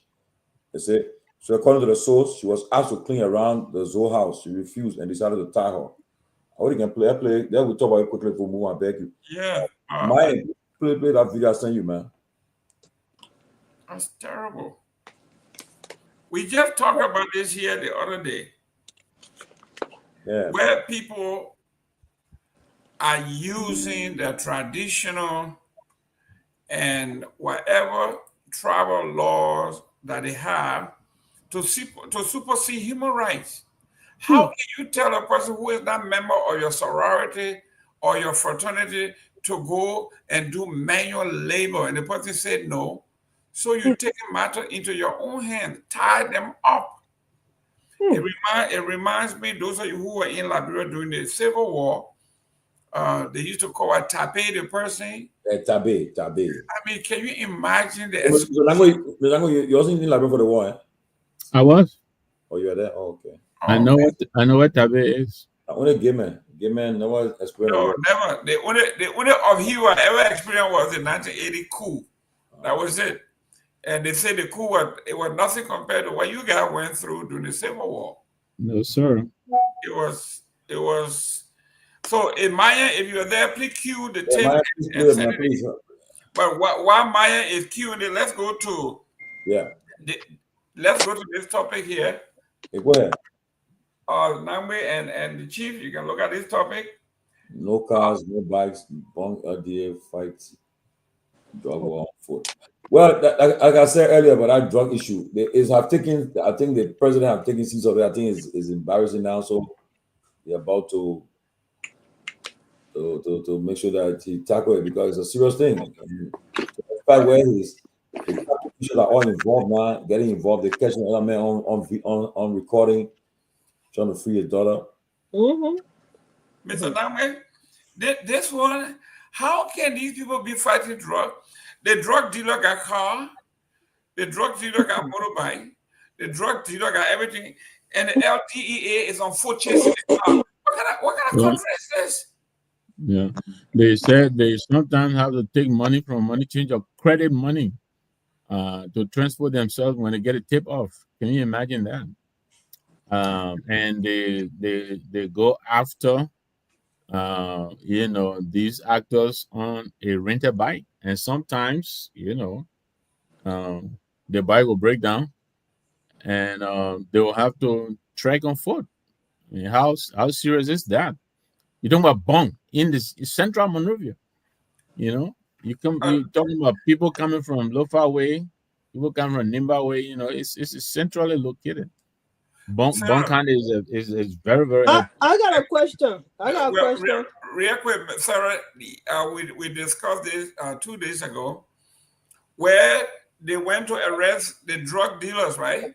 Yeah. And the drug dealer called for reinforcement, and the drug dealer came and arrested the police, took their bike. Can you imagine? But that is our LDEA.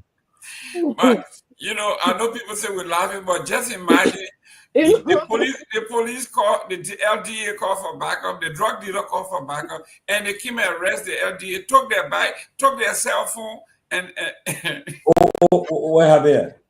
In Monrovia. Yeah. Are you kidding me? For sure. Yeah. Myean reported it here, and we discussed it in detail. Okay. Yeah, give us some, please. No sound? Okay. Yeah.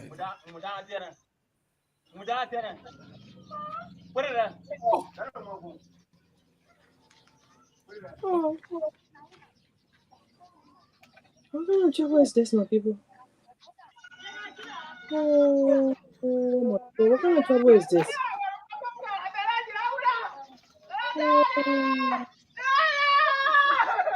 Oh my people. Nigerians are wicked.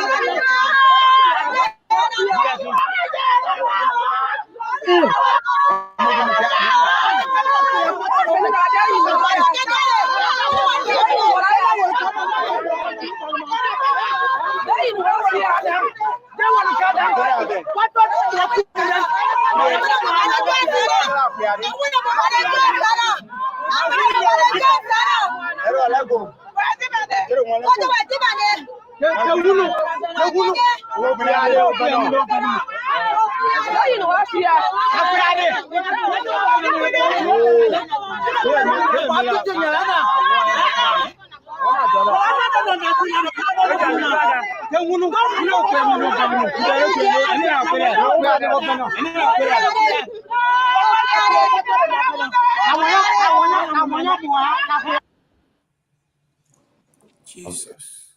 So, wow. So, I'm going back. Wow. Ladies and gentlemen, you're talking about. Okay, what did they want her to do specifically? Okay. What did they want her to do? Bring her back on the show, yeah. The video? No, us. We're back on the show. Oh, I couldn't watch. No, but what did they want her to do? Why did they tie her like that? What did they want her to do? To clean around the zoo bush, they say. According to they say what they say. They say so according to the source, she was asked to clean around the zoo house. She refused, and they decided to tie her. Now it happened in Dopoh, and then it's also said that the police arrested the man who gave the order, and those that tied her ran away. Currently, the zoo and others are going to Dopoh to free the man that was arrested. They said when they come back, it will not be easy in the town. What? Look, I'm hoping.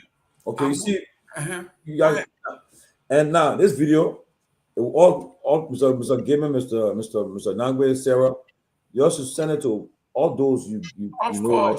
I will send it to Kamara Kone. I will send it to the police director, to the Minister of Justice. I will send it to the vice, all of them. And this is why when the American people wrote in the Human Rights Report, that's one thing they're talking about. They cannot stop. So now they got to go arrest, find those who involved with this. And that lady says she's strong. She's not even crying. I'm telling you, she does not flinch. She's determined. And now it could affect that lady. She could not have kids tomorrow. Of course. But now, why would people do this kind of thing? Are you in authority to arrest people for what? No, I don't care what she did. There's no reason why you should tell her the way you tell her. For what?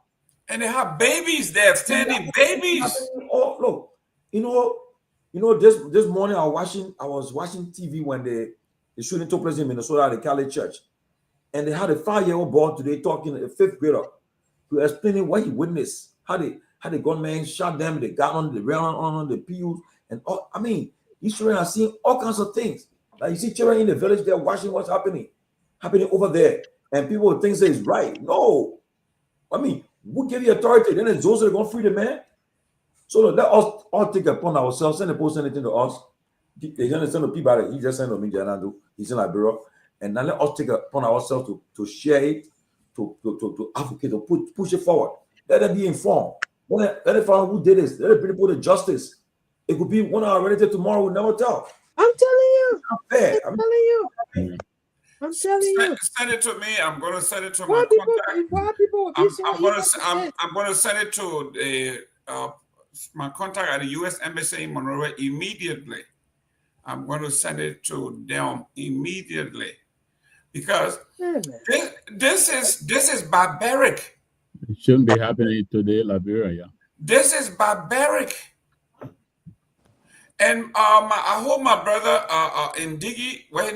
Johnny is going to come out here, and Pewee, you can come out here and let us discuss this thing because we just discussed it a few weeks ago. Wow. We're talking about our cultural practices. We need to take out the terrible part of it and keep it. These are some of the things we're talking about. I'm telling you. How can you do What this? the hell is this? A daughter, somebody's wife, somebody's child, and you got babies there standing. You saw the little baby. These people will be traumatized too. Yes. Look at the way they tie that woman is. And that man, that's the thing they used to do during the war. That man has to be a former rebel to tie somebody like that. Regular people don't do stuff like that.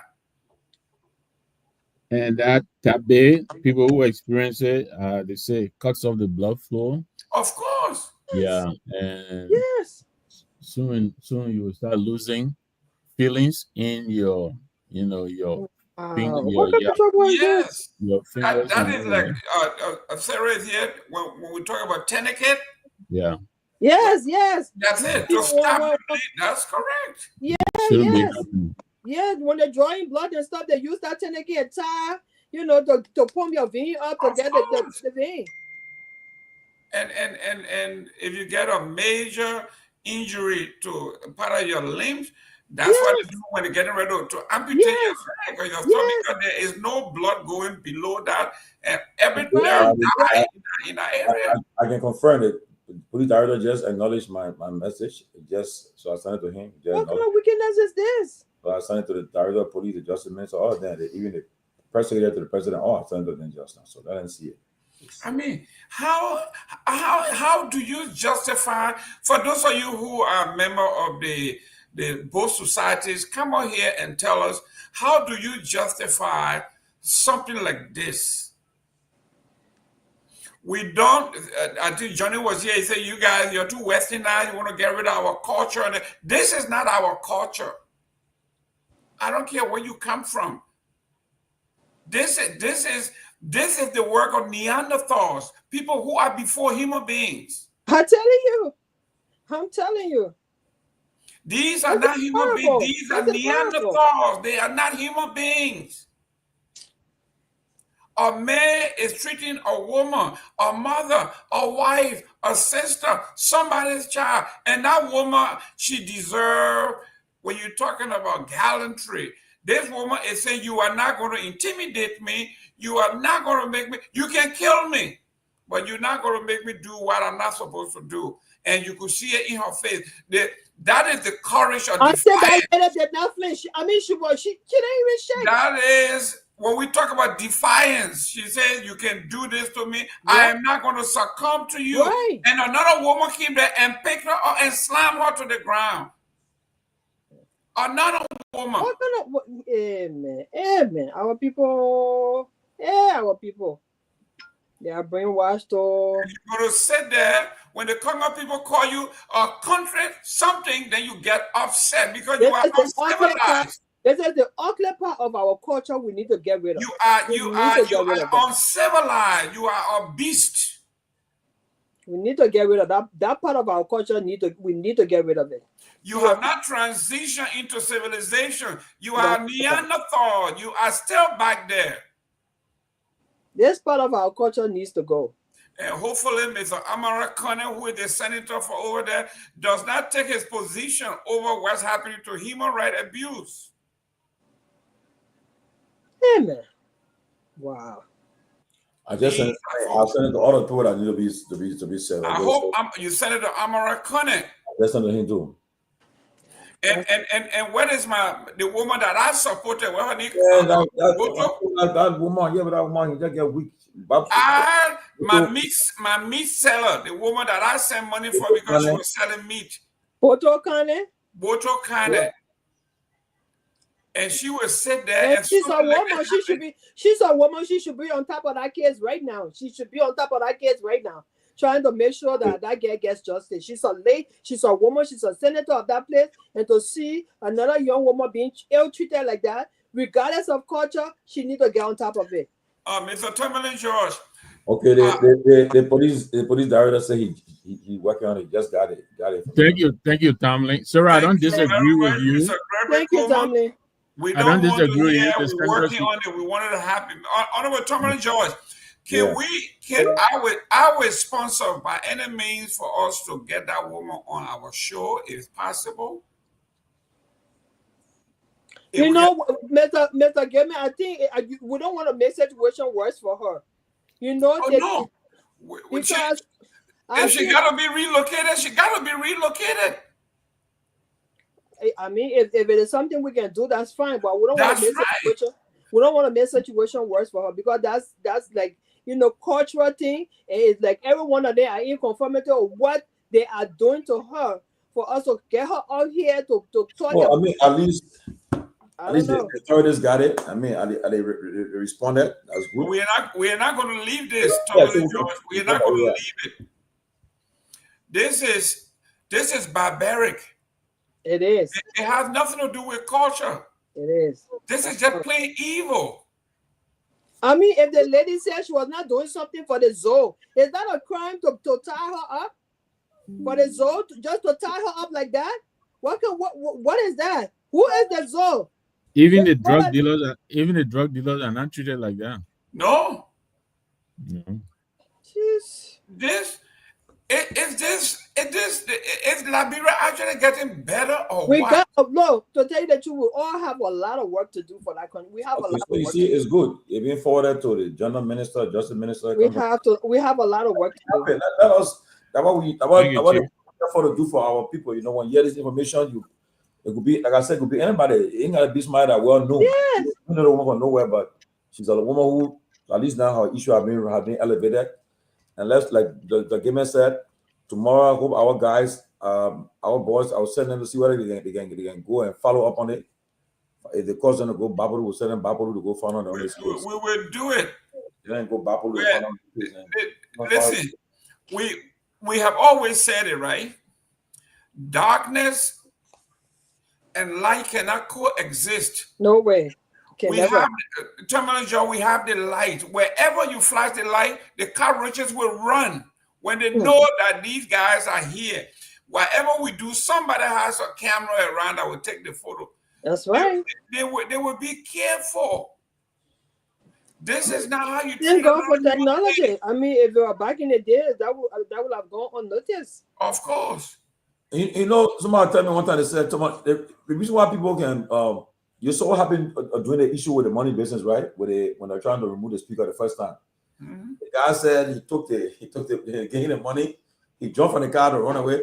He started calling him Roro. Then people said, no, he's not Roro. Because how you know has matter with him? They would have jumped on him and beat him up. Yeah. Because that's why I tell anybody you like especially on a platform, you travel Liberia, in that bluff, in that big show, find somebody where you'll be moving behind you. You can't move alone. Because I say, when we attack you all, we're going to post in the hall. They said no, somebody said no, I beg you. They did nothing. Because you can never tell. That's why I'm moving my pepper spray and my taser. I'll tell you the truth. Because tell me about it. My pepper spray relaxing. I can escape from that era. I bought a plenty. Oh yeah, I'll put it in my. And I'm gonna get try me. I will spray your elbow before you can think. Oh, yeah, pepper spray. I mean, I think friends ready at home. Yeah. So wow. It's like, I just want to bring that share that. Yes, thank you very much. The reason I'm so disturbed, I got 3 girls.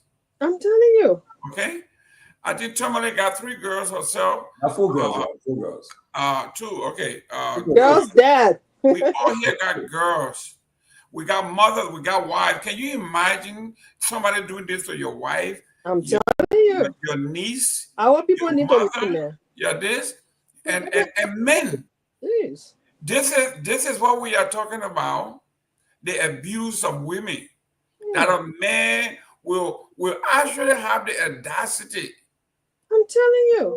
To tie a young woman and then make sure it's tight. So much. That person is a rebel. That person is an ex-rebel. That man is an ex-rebel. The way he did it, and he made sure that it's tight. He went and did this. I mean, and like somebody else said, it says she looks unbothered. I mean, that woman is like, she's just crying. I give her credit. That acting there, that called Dopoh Tabe, right? They put your elbow together. Like this. Yeah, I think the Dopoh Tabe. The woman. That was a woman who was being defiant, Chief. She was being defiant. I'm sure you were feeling the pain. Yes. I will not give them the pleasure. I will not do it. I won't cry. She did not flinch. That woman giving, she breastfeeding. If all the things, they just do that to make it look different. Yeah. Nah, we go. What? Yeah, man. I said anything I can do. And even chicken said this. They take all the boy and chicken for him, because back home, I kill the chicken 40 minutes left. No, all the thing. It's sad, man. Well, we're going to the Koga story. Yes, but Mr. Tomalin George, we have. Tomalin, feel comfortable with the story. I want to just show this. No, I mean, you can tell me the story. I get it, but I want to just get a woman. Somebody just sent a message, but man, they posted it to us. Say, you people talk about it and how we brought it out. Now you see, please, that's very nice. Thank you very much. All those involved. That's why we are here to expose it. It's not all about politics, but on the other hand, we want to send our change. Yeah, we want to send our condolences to the families in Minnesota. Oh yeah. The shooting victim. 2 young people got killed, murdered, and they got 2 children aged 8 and 10 killed in the Catholic school shooting. And they had another 14 seriously injured. So what? They said the shooter killed himself? I don't know. Yeah, they found his body in the parking lot. Yeah, they said he shot himself. I mean, that one can hate me, and like the mayor said today, he said, you don't talk about trust and prayer because the children were praying. They were praying. Yeah. They were praying. Okay, I get it. Man. I mean, every day you get up, you just say a word of prayer, and you cover yourself, cover your family. I mean, this is with regard to all nations, all around the world. I mean, it's just so people are just. Sarah, can you extend our condolences to the folks over there? Yeah. In Minnesota on behalf of the closing argument? Yeah, on behalf of the closing argument, I just want to say we are sorry to the families that were affected in that shooting in Minnesota. Our hearts go out to them. Our prayers are with them and the families. We just pray that God will comfort them, comfort the families. It's so heartbreaking. You know, no family, no mother, no father want to see that for their child. It's just so sad. We just want to say we are sorry on behalf of the closing argument. May God comfort the bereaved family. 8 and 10 years old. I'm Can telling you. Imagine what did they do? An 8-year-old, 10-year-old in a church school. It's sad, man. It's sad. You see, they may run away because we talk about the poor guy's story gone. No, we'll wait for him. We'll wait for him. The story ain't going nowhere until he gets back. I know who was soon come. Oh, Like what was soon pop up. Yeah, Jeremiah Kundi, he read on Papa. Well, let's keep that story here. On this one, it says here the library investigator. We'll wait for him. We'll wait for him. Wherever you go, you come and you hear that story. You will talk about it. I will lead in with him. He will be the lead. Yeah, I will lead in with him. I will say, Chief, I'm starting with you on this one. This one said, I will not license anyone to hell. Bishop Quayle reaffirms stand against same-sex marriage. This is the one. Well, the other story is still that Tomalin George Church. So it look like today is a bad day for Tomalin.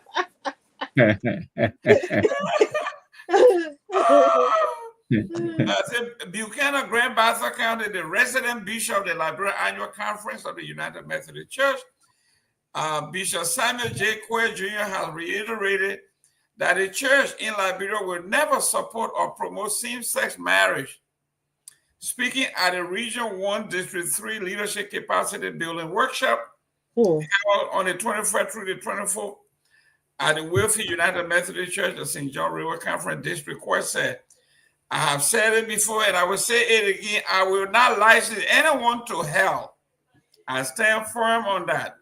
Same-sex marriage is not biblical, not Christian, and not in line with the culture and laws of Liberia.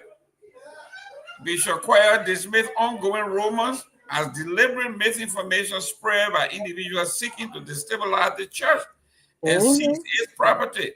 He condemned reports of people tearing down the United Methodist emblem and scripture in some communities, describing the action as lawless and a direct attack on the denomination's identity. But this is what the folks are saying.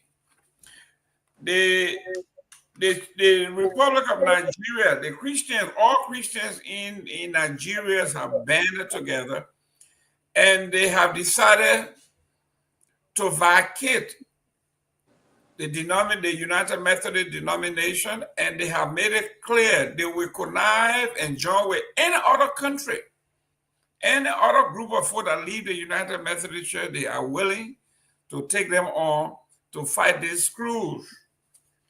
People are saying, what got into Bishop Quayle, his name is, he was anti this until he went to this convention where a lot of money was spent. All of a sudden, he flip-flopping. He comes here, he says, it is our law, but you don't have to do it. Our Constitution forbids this. But the United Methodist Church does not operate on the Liberian Constitution. When you are taking the oath, you take the oath on the discipline of the church. You have to follow the discipline of the church, whether you are Catholic or Methodist or Baptist. Every church has their own discipline. You to abide by the discipline. They never say by the U.S. Constitution or Liberian Constitution. They say you are president of the Baptist Alliance. Exactly so. They don't tell you that you are president under the Baptist Alliance under the U.S. Constitution. It doesn't work that way. So Bishop Quayle tried to play it both ways. Accepted the people's money. Money is the root of all. Sign upon it, then come to Liberia and say, forget about our biblical and our discipline. Rely on the Liberian Constitution. It's not the Liberian Constitution that runs the church. It's the discipline of the church. That's right. Mr. Nagbe, this one is not going away. Your take on this here. Mr. Nagbe is a Methodist? No, he's a Catholic, so he's a different. He's a neutral guy here. Yeah. So I think it is a difficult thing for the church in Liberia, even in Africa. Unfortunately, the rest of the world seems to be leaning towards, living marriage, to the two partners. Whether it be man, woman, woman, or man. I know Africa is still behind the curve, and Liberia is really in trouble because as far as I know here, the Global Methodist Church here, I think they call that regionalization or whatever they call it, but I think the Global Methodist Church here is moving along. And also it is part of our global Liberian problem where we depend primarily on outside help, to pay our bills. Most of the funding comes from here. And so it is going to be a tough call because basically what they'll be doing is to serve their own heads, their financial heads, they dissociate from the Global Methodist Church. So it is a very delicate situation. I think the bishop, when he comes here, of course, he faces a different crowd. I saw my former classmate, Dr. Jerry Kula, at a convention, and he seemed to have been a lone voice in that convention. So it's going to be a difficult thing for the Methodist Church in Liberia. I don't have much to say on it, except to express, my empathy with the church. Hopefully they find their way.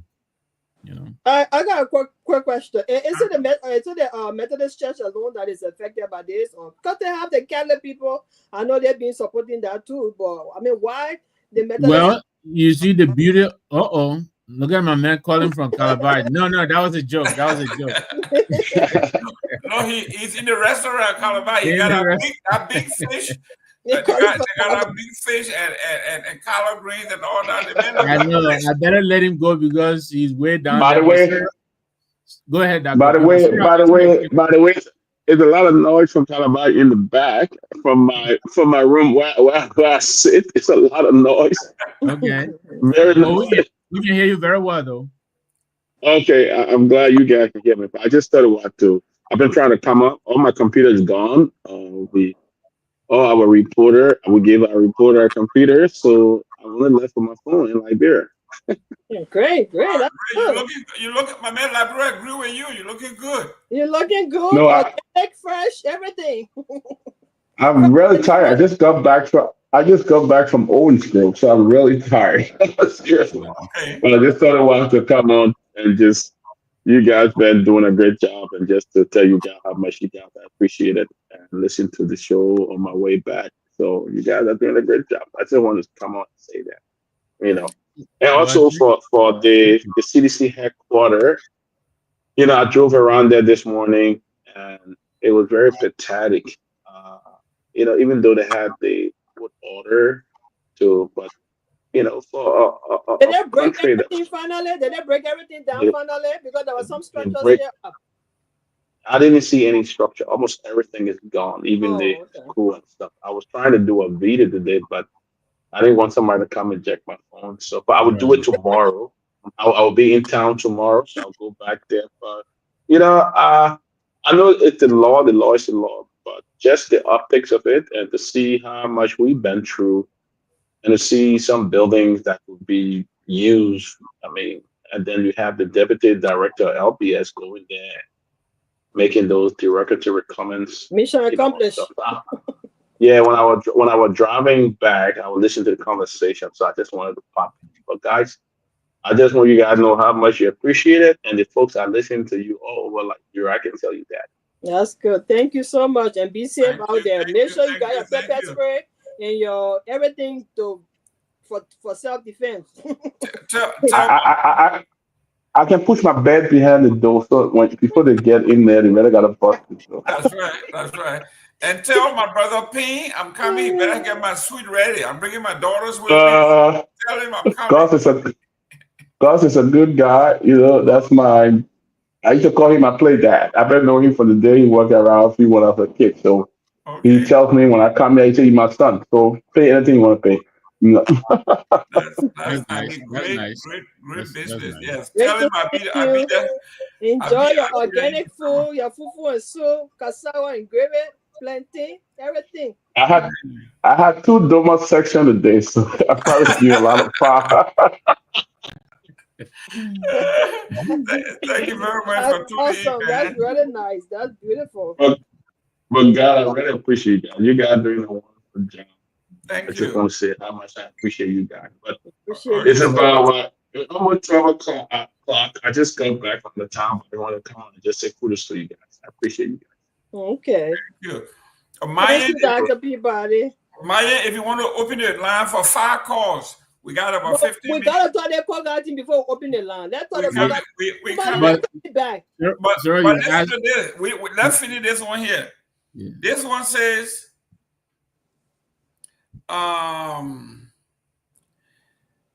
the United Methodist Quay Clergy Caucus. Get me say on it. He said on the gate.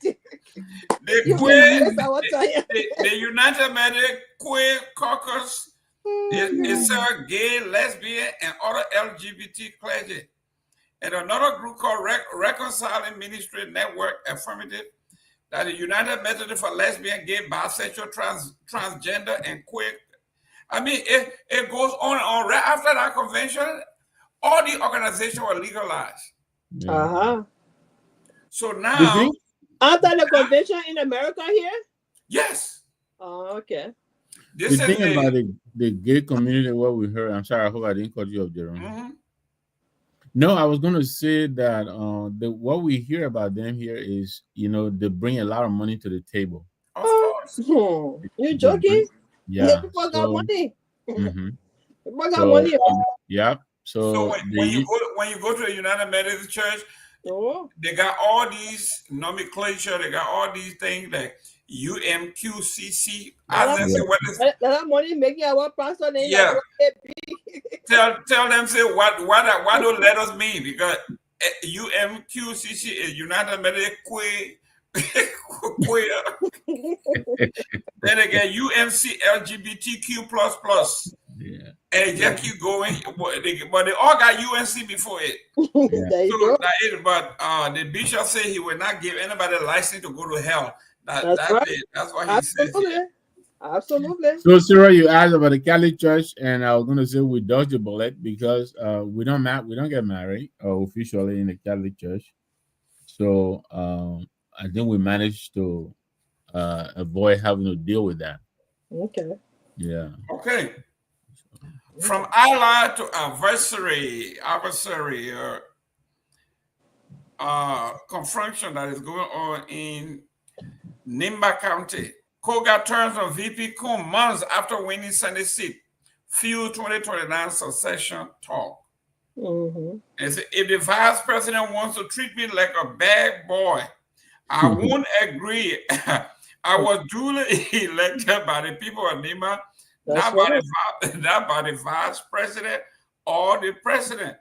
The vice president continued to disrespect me as a senator to the extent that he suppressed me during the representative by-election in District Number 5, preventing me from supporting anyone.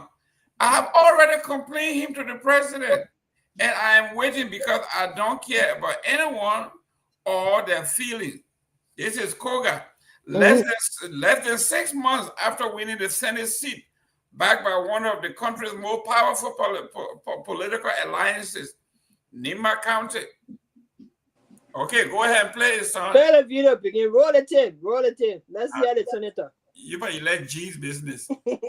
Let's hear the senator. But my disappointment. That's right. Is number one. That the vice president often tell me, since he got a seat as vice president, how many persons have I recommended in this government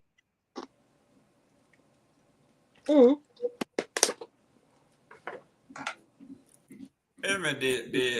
internet connection there. Internet. Hold on, community telephone to stop that. Tommy say, my man, take that thing down. Hold on, community telephone to stop that. Tommy say, the VP watching. The VP watching. The VP now call chief, my man. I thought you say you were my man. Yeah, I thought you said you were on our side. My disappointment is number one. That the vice president. Let me be writing it down. Number one. He got a seat as vice president. How many persons have recommended in this government to serve in the government as presidential appointee? Zero. That's right. Zero. Every appointment in Nima County was done by him. Wow.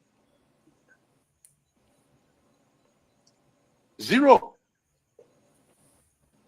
I don't want to name names. He and I will discuss something as a brother. To implement it, you will bypass me and do different things. I don't talk on it. Because he listening to the people that gossiping to him, that Koga will fire you. But he's not looking at the time he myself became representative, what we used to do together. But people now who want to get close proximity to him, he listening to them more. That's the situation today.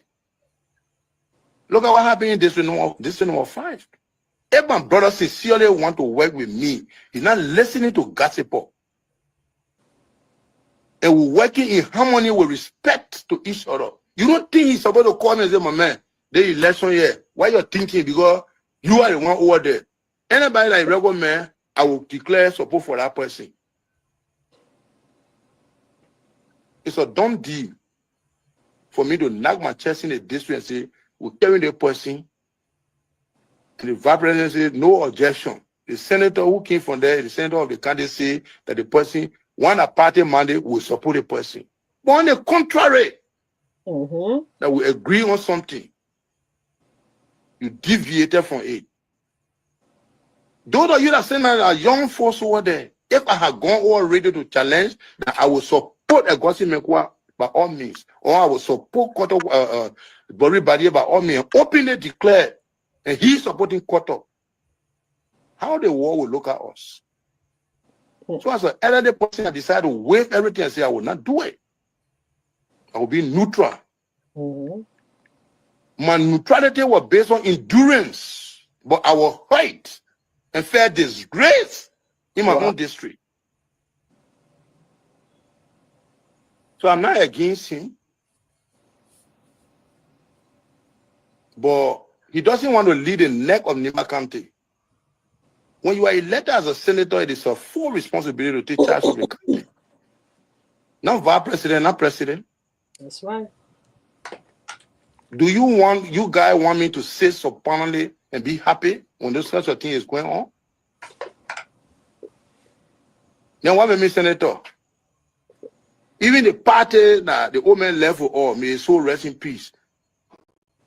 I'm looking there like an ostracized person. You don't dignify me. You want to tell me I'm not organized? Why you think the Limapo elected me as a senator? That's right. And that respect is not given to me. But for now, I'm looking up to the president because I told him on this fashion. If he look into it, fine. If he doesn't look into it, fine. I don't back and blow. And in my life, I would never undermine anybody in my life. When you do me wrong, I'll tell you straight. You like it, you take it. You don't like it, you what you call. You want to reconcile, we'll reconcile. So la woman been able to stealing it.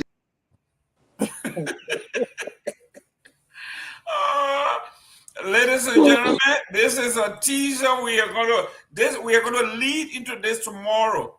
But we're going to talk about it a little bit because 7:30 is time for us to get off Truth FM.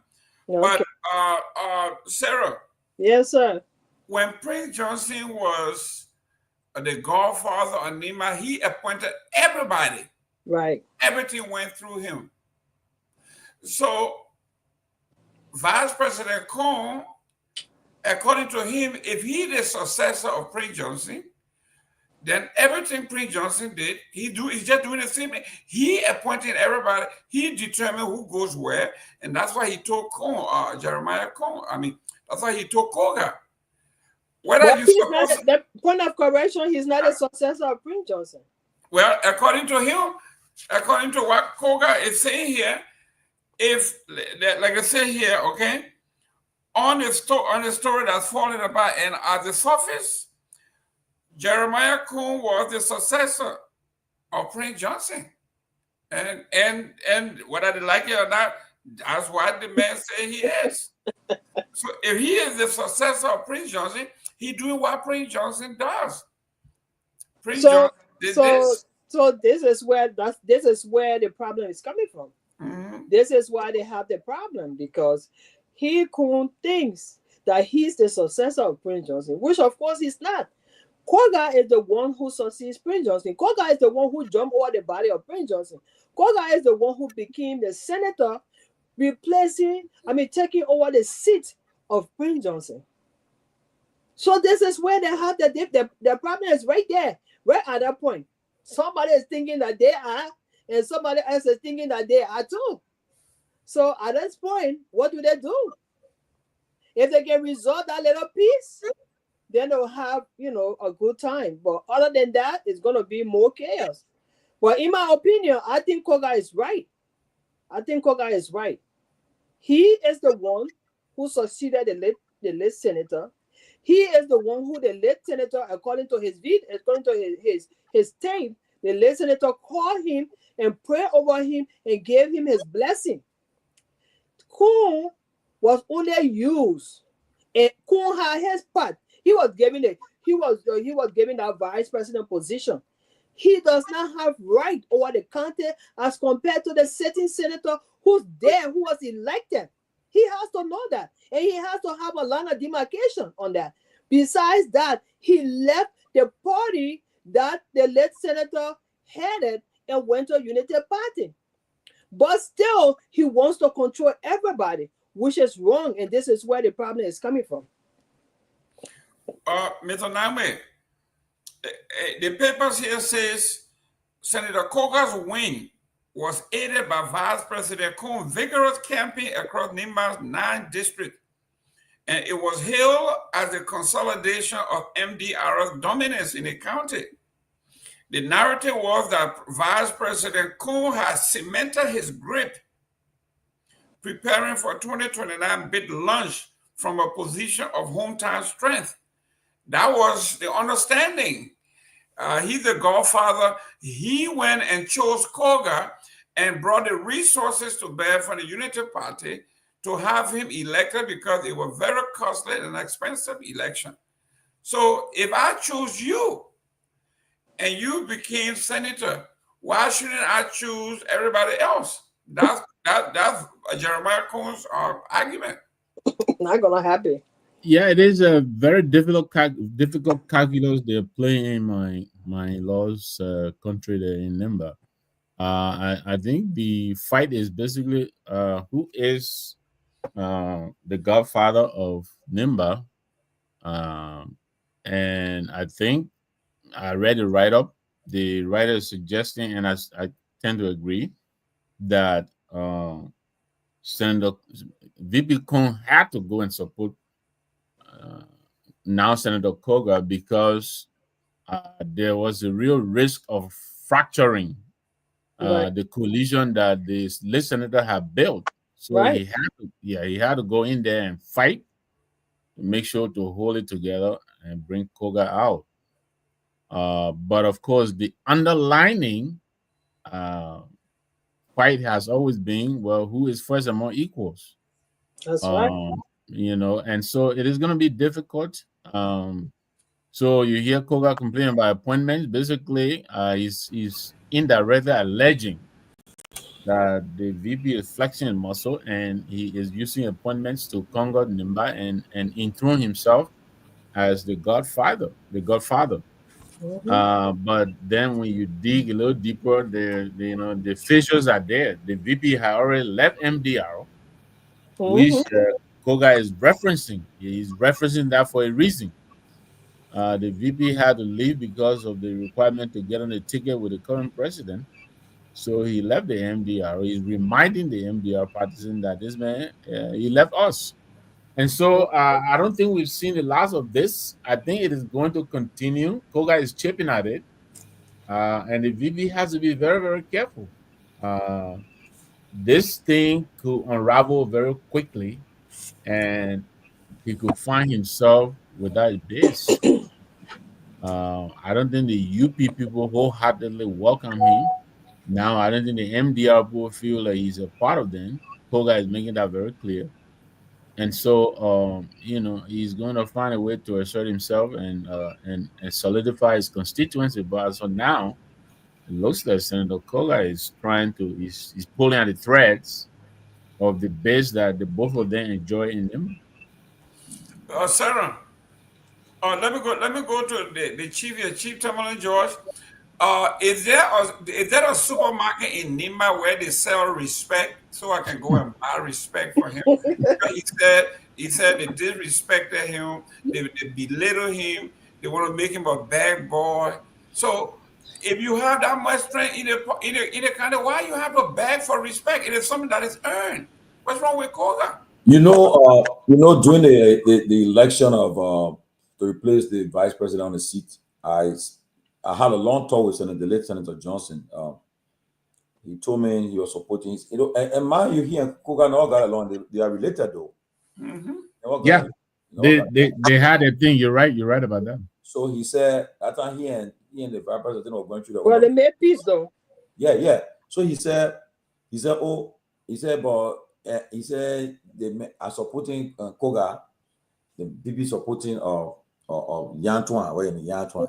Yantuan. Yeah, he said, but what if VP can't come Nima can campaign? I said the VP said you're coming because he did it on a radio endorsement. He said he's okay. I said, but you say you campaign. So he said I'm the godfather. I tell you will win. But when they beat Koga, he said because I'm campaign, I want to make it. I said, but then so I think all in all, look, I said to the owner of post, I think Kehleboe did a post, and I said, look, from after I spoke to both parties, the president is President Baga. He's the only one who can cut the deal right now, because if he does, except Baga is telling us that he's not running for re-election, or he has no interest in UP winning next election, and he can do it on Nima. Even if he's not running, I mean, his party is running. To take two prominent sons of Nima, they're very influential.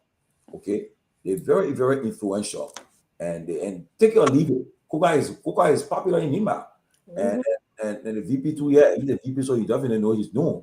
So, please check in the back because Gongloe may soon pop up. I know, right? I just kidding. Go ahead. The reality is that, on a serious note, if Baga really intends to hold Nima to be part of his campaign re-election bid or for UP to run on with Nima support, he has to face this problem. Because if you face the problem, and it will be a serious issue. Don't forget when the UP nominated Koga, or Kun, they had made to join the party. Yeah, they had joined the party. So, and now MDR is the party of Prince Johnson, right? And then so you got the Minister of Labor, he's the chairman of the party. Or what is his name? Kupakura. And so now, and Koga may apparently become the political leader of the MDR. So you see, and mind you, right now he's not. Mind you, Koga got 9 years. Yeah. Koga got 9 years. I know how to play the cards. So Koga have nothing to lose. Koga is not alone, because Koga, who will run to Koga? The opposition will run to him. That's right. Koga is a friend of the CDC. You're a good friend. So if Koga is not, if he's not happy, Koga he afraid of Baga. He want to know Baga. But he's senator. He can't be removed. So you listen to Koga. Because you want Koga you want Nima vote to be split. You You want him to have issues, so you got. So the boy is in the president's court. He has to now get involved and investigate. I mean, and settle the feud, or else if it escalates, it won't be good for the Unity Party and for the presidency in Nima County and supporting them. Okay, Honorable Joe, before you go, I know you've been away a little bit. This is a very tough one for you, but Mrs. Gongloe, Edith Gongloe joined the fray. I listened to her on OK FM, and she's siding with Koga, and she says the vice president is into suppressing and oppressing and castigating people. She said she experienced it personally for the vice president. You know, look, the vice president here, it's a tough one for him, because the best hope now is the president. He needs the president's support, because if Boga is not supporting in this, it won't be good for him. He needs President Boga's support. He needs the backing of it. I mean, if he has intention, he has ambition, he cannot afford to let this thing escalate and get him to that extent. The next thing will happen now. The superintendent will get involved. Now everybody taking a side. Mm-hmm. And so if we start splitting like that, and Gongloe could benefit from it, because they will say, but we told you see what happening now, and you see, so she could benefit from it. And so right now, it's up to them. The only thing I see is the president intervention. If not, it won't be good for his vice president. And as I repeat, so Timothy, I have a question for you. What do you think the president's intervention would be? Because one of them have to stand down. No, the president he can intervene, and then Koga made demand to the president. I want to be able to tell somebody, say, I can give you you can recommend proof of position or appointment. Like Koga said, you want to feel important. You want to feel that he's somebody too. And rightfully he should be, because he's the senator. The senator, he should be. You can't tell that he said the reason what happened with he and the representative that just got elected. He had no say into it. You all know in politics, even when you are supervisor on the field doing certain jobs, when you go on the field, you want your staff to respect you. You want to say, yeah, the person, if you meet the people, your constituents, then I say, well, and you say, well, okay, I can assure you that we'll make sure that we'll take care of this issue. You won't have that kind of, and you see, let me give you an example. When President Weah was president, when Prince Johnson and Kuhn supported President Weah, I give Weah credit. All the appointments that were made in Nima County, President Weah told them, say, your recommend to me, I will carry on your wishes. So all the boys there, like where the boy that ran on the ticket, where I think Mike Blew, all the children there, Yelu there, all the children there that we are appointed, that told them, no, it came from the recommendation of Prince Johnson and Kuhn. So recommended to President Weah, he appointed you. But how it works. So, okay, you know your people. And your supporter also, we recommend, we carry on the point. And that's why people were inspired. What happened, whether Weah didn't meet with you guys, but yet and still, he followed through on some part of your agreement that you send people to me, I will appoint them. But so when it came to the point of election now, and he felt betrayed that, okay, these people, I did more for them than my own CC people. Because of that, it was a problem today. You see what Sylvester too, that's my coming too. Because I remember one case in point. Sylvester left from the States. He had a message for the president and other people from somebody in the US people here. And he wanted to see the president. And at the time the president and Kuhn were having dinner, and they couldn't let Sylvester go see the president. So all the things, it comes to that point. The man made sacrifice too. And he said, look, I need your support. So even at that, he not necessarily President Weah, he made you feel important, because you from a county, and he said, well, I will make the president, Jackie and the president will appoint you. And it happened when you were the local government officials. President Weah listen to the advice and consent from Kuhn and PPYJ, and he went and appointed them. But then so right now, Boga has a choice. Either he support them or so forth. I guess I prison CDC every day. Hey, oh my God. Where is CDC? Chomachala. By the time I thought, No, they were not Noro. from Iowa. By the time I thought, no, but I didn't know that ANC woman. Yeah, Nora ANC woman. She will get on again. Mr. Nagbe. Yes, sir. This one here, according to this reporter now, this is Leonard Dudu. He said, in this context, Vice President Coon was widely viewed as the late Senator Johnson's natural successor. That's why his endorsement of Koga in 2025 senatorial by-election was not just a show of political strength, but a public attempt to affirm his leadership over Johnson's political estate, the MDR, and by extension, Nimba County. So everybody knew that, listen, this guy going to bring all his resources and everybody, and he selected Koga. Right. So Koga agreed, okay, to be the subordinate and enjoy the luxuries of what's coming from Unity Party, all that money, everything that came through, and you saw on the campaign trail, the vice president even went and said, women shouldn't do that, women should. You listen to that, all of these things came. Yeah. And now here he is. Edith is now. We're talking about politics, mystery, bad feathers, right? The man who just defeated her, Koga, she's now joining Koga today, and she was very harsh on OKFM against the vice president. So the vice president has a lot to lose here because remember, Edith now that your hometown. So Edith brings that minor belt, and she's bringing that's about 40% of the vote towards Koga. The vice president will have very little stand in the county if that happens. He has to be very careful. I said that earlier. He has to be real careful here. This is a real serious threat. I think to his political survival. He has to take this seriously. And I listened to Chief Tomalin. He is right to an extent.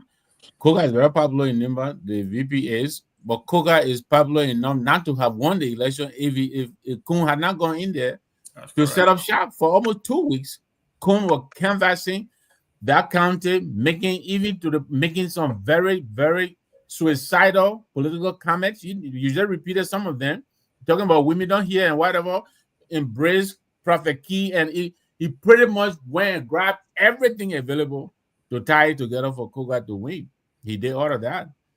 And so the two of them need each other. They really do. Any division here that will set them apart, the two of them will lose. They reinforce each other, but if they go apart, both of them will lose because they don't have independent support enough to survive if the other is going the other way. And so he needs to pay attention to what Koga is raising. Already Edith has joined that. And he shouldn't allow this coalition to solidify. Not that Edith doesn't have a right to choose wherever she wants. But politicians are politicians. They see an opening, they'll quickly exploit it. So and all over the past 2 or 3 days now, what Senator Koga says is running on pretty much every station, every platform. It will be magnified. So the VP. Honorable George, 1 minute. Can you flare what Don Saros is saying here?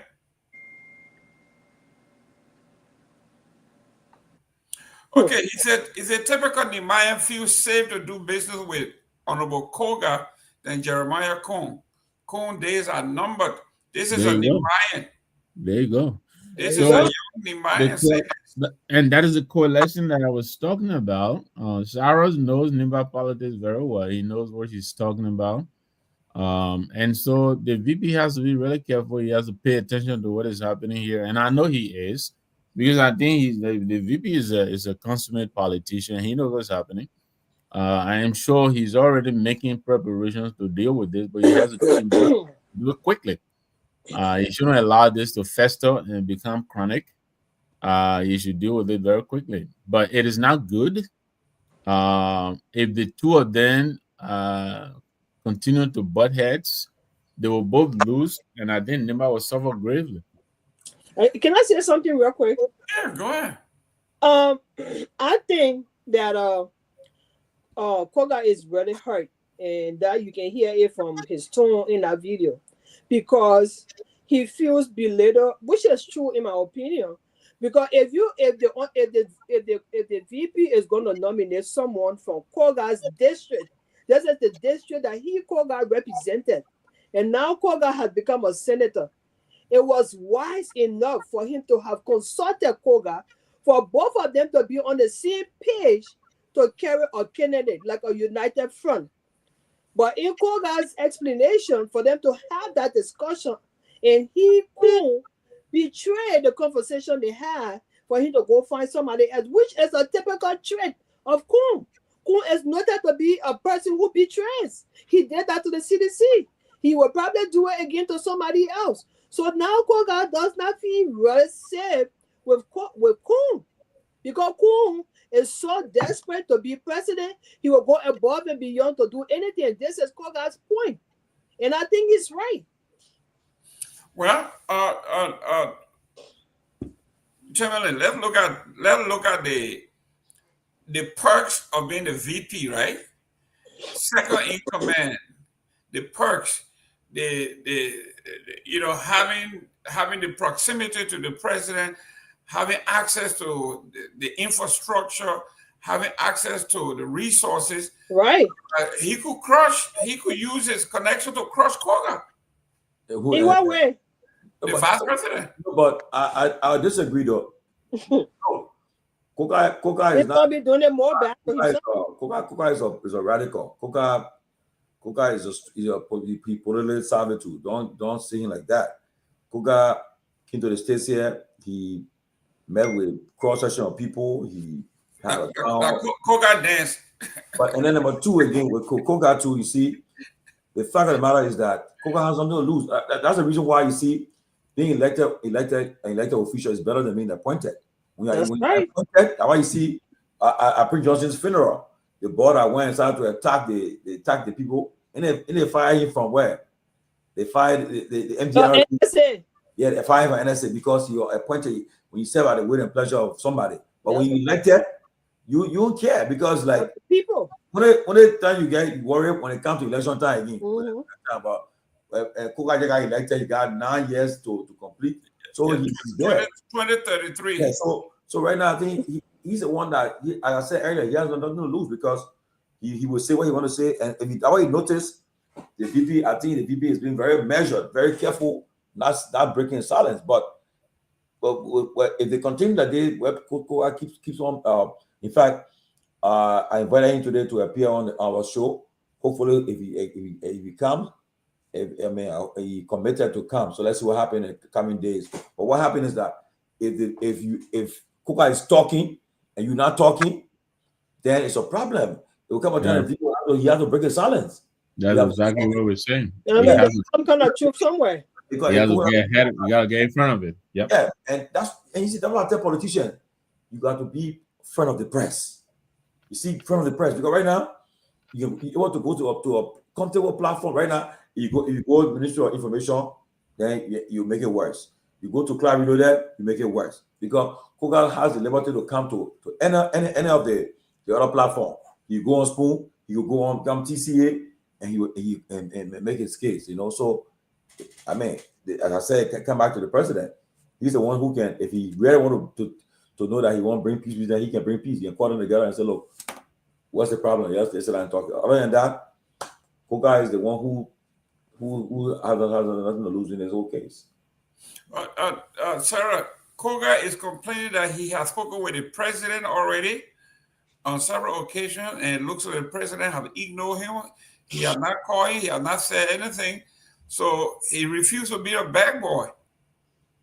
Well, it is upon the president to do what he needs to do as a leader. I mean, these two people supporting his party, and his party going to be running in 2029.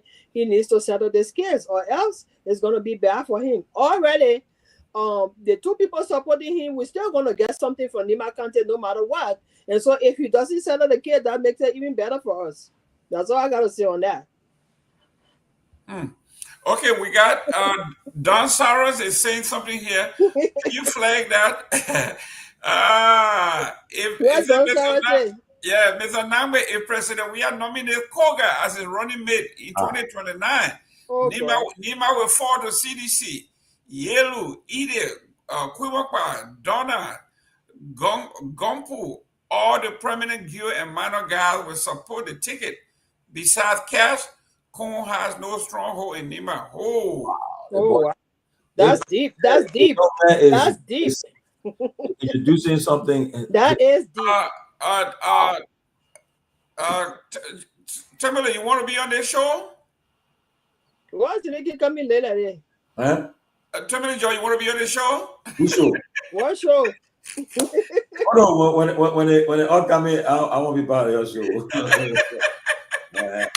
This is very deep. When go so, CDC pose, oh, they say, friend, we're cool. I said, where go friendship? I mean, am I better in front of somebody? No. Am I here defending anybody? No. Or what are you in front of the person? No. It'll say, it'll say, you defend the person in a different case. Okay?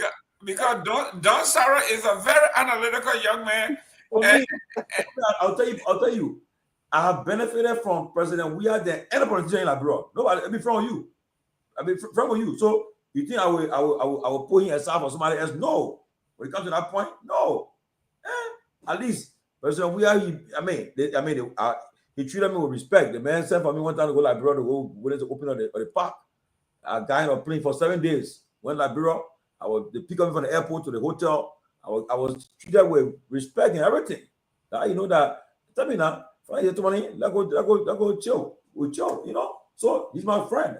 Again. Yeah, the common people president. We the common citizen in our president. So I tell you, so that one want to post when I saw our he president. We the common citizen. Your president for me to sit down when we eat together. Then somebody will not do for me. The people don't know our last name. The people who recognize our last name, that the people who support. You know. But what Sarah is saying, I mean. Sarah's a very smart kid. I give him credit.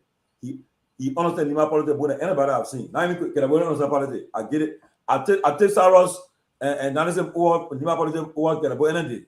I will take Sarah's analysis of Nima politics or Kehleboe energy. Don't make it a kind of show you just now. I take Sarah and or Kehleboe energy on Nima politics. Sarah knows Nima politics. Sarah. There's a tape that going around. You see, you will hear too many just say, breaking news. For real? I think you know the tape I'm talking about. What is it about? He said, breaking news there, man. Ben Sanvee. What did they say? What did they say? Coming out, we have a great part. Listen, if coming out between if be president, have a going my power. He said, I will resign, right? So he said, So, you know, but that's the politics, you know, political talk. For me, we can talk about when it comes to that point. We all can say anything. I will say that on a serious note, 2023, doing the runoff. I would tell anybody say, CDC are winning because our year constitution we're gonna win. When I'm more the night before they gave the final the result what we CDC consider that night when we're going to show, then we stop. Then we say we're not going to show, man. We get no numbers coming. Only Mariah say me, I'm going to show tonight because I don't see nothing coming. But when I look, one they say, too many are going to show, man. You're going to show. On down the show, then remember, I think Kusas might say, I heard no go whatever 1 hour, we left on there, we came back. President in high gear. Then that morning, we called to say, all very said, we win it, we victory. So, but I was not, someone telling me, I'm not too, because I wasn't too comfortable. So I went to Allen Lagoon, man, Peabody and Kev went there, and we made a real season. Remember the whole group with a Molu, so I was about there. And as I get a real reality, and I said, how far we are right now? I was like, what? And John Lobo and Mohi King, he said, Tomalin, you wasting your time. I said, sit down there, you see. But when I look, man, by the time I result announced, I said, whole pretend dark. I said, yeah, that my whole laboratory became sour.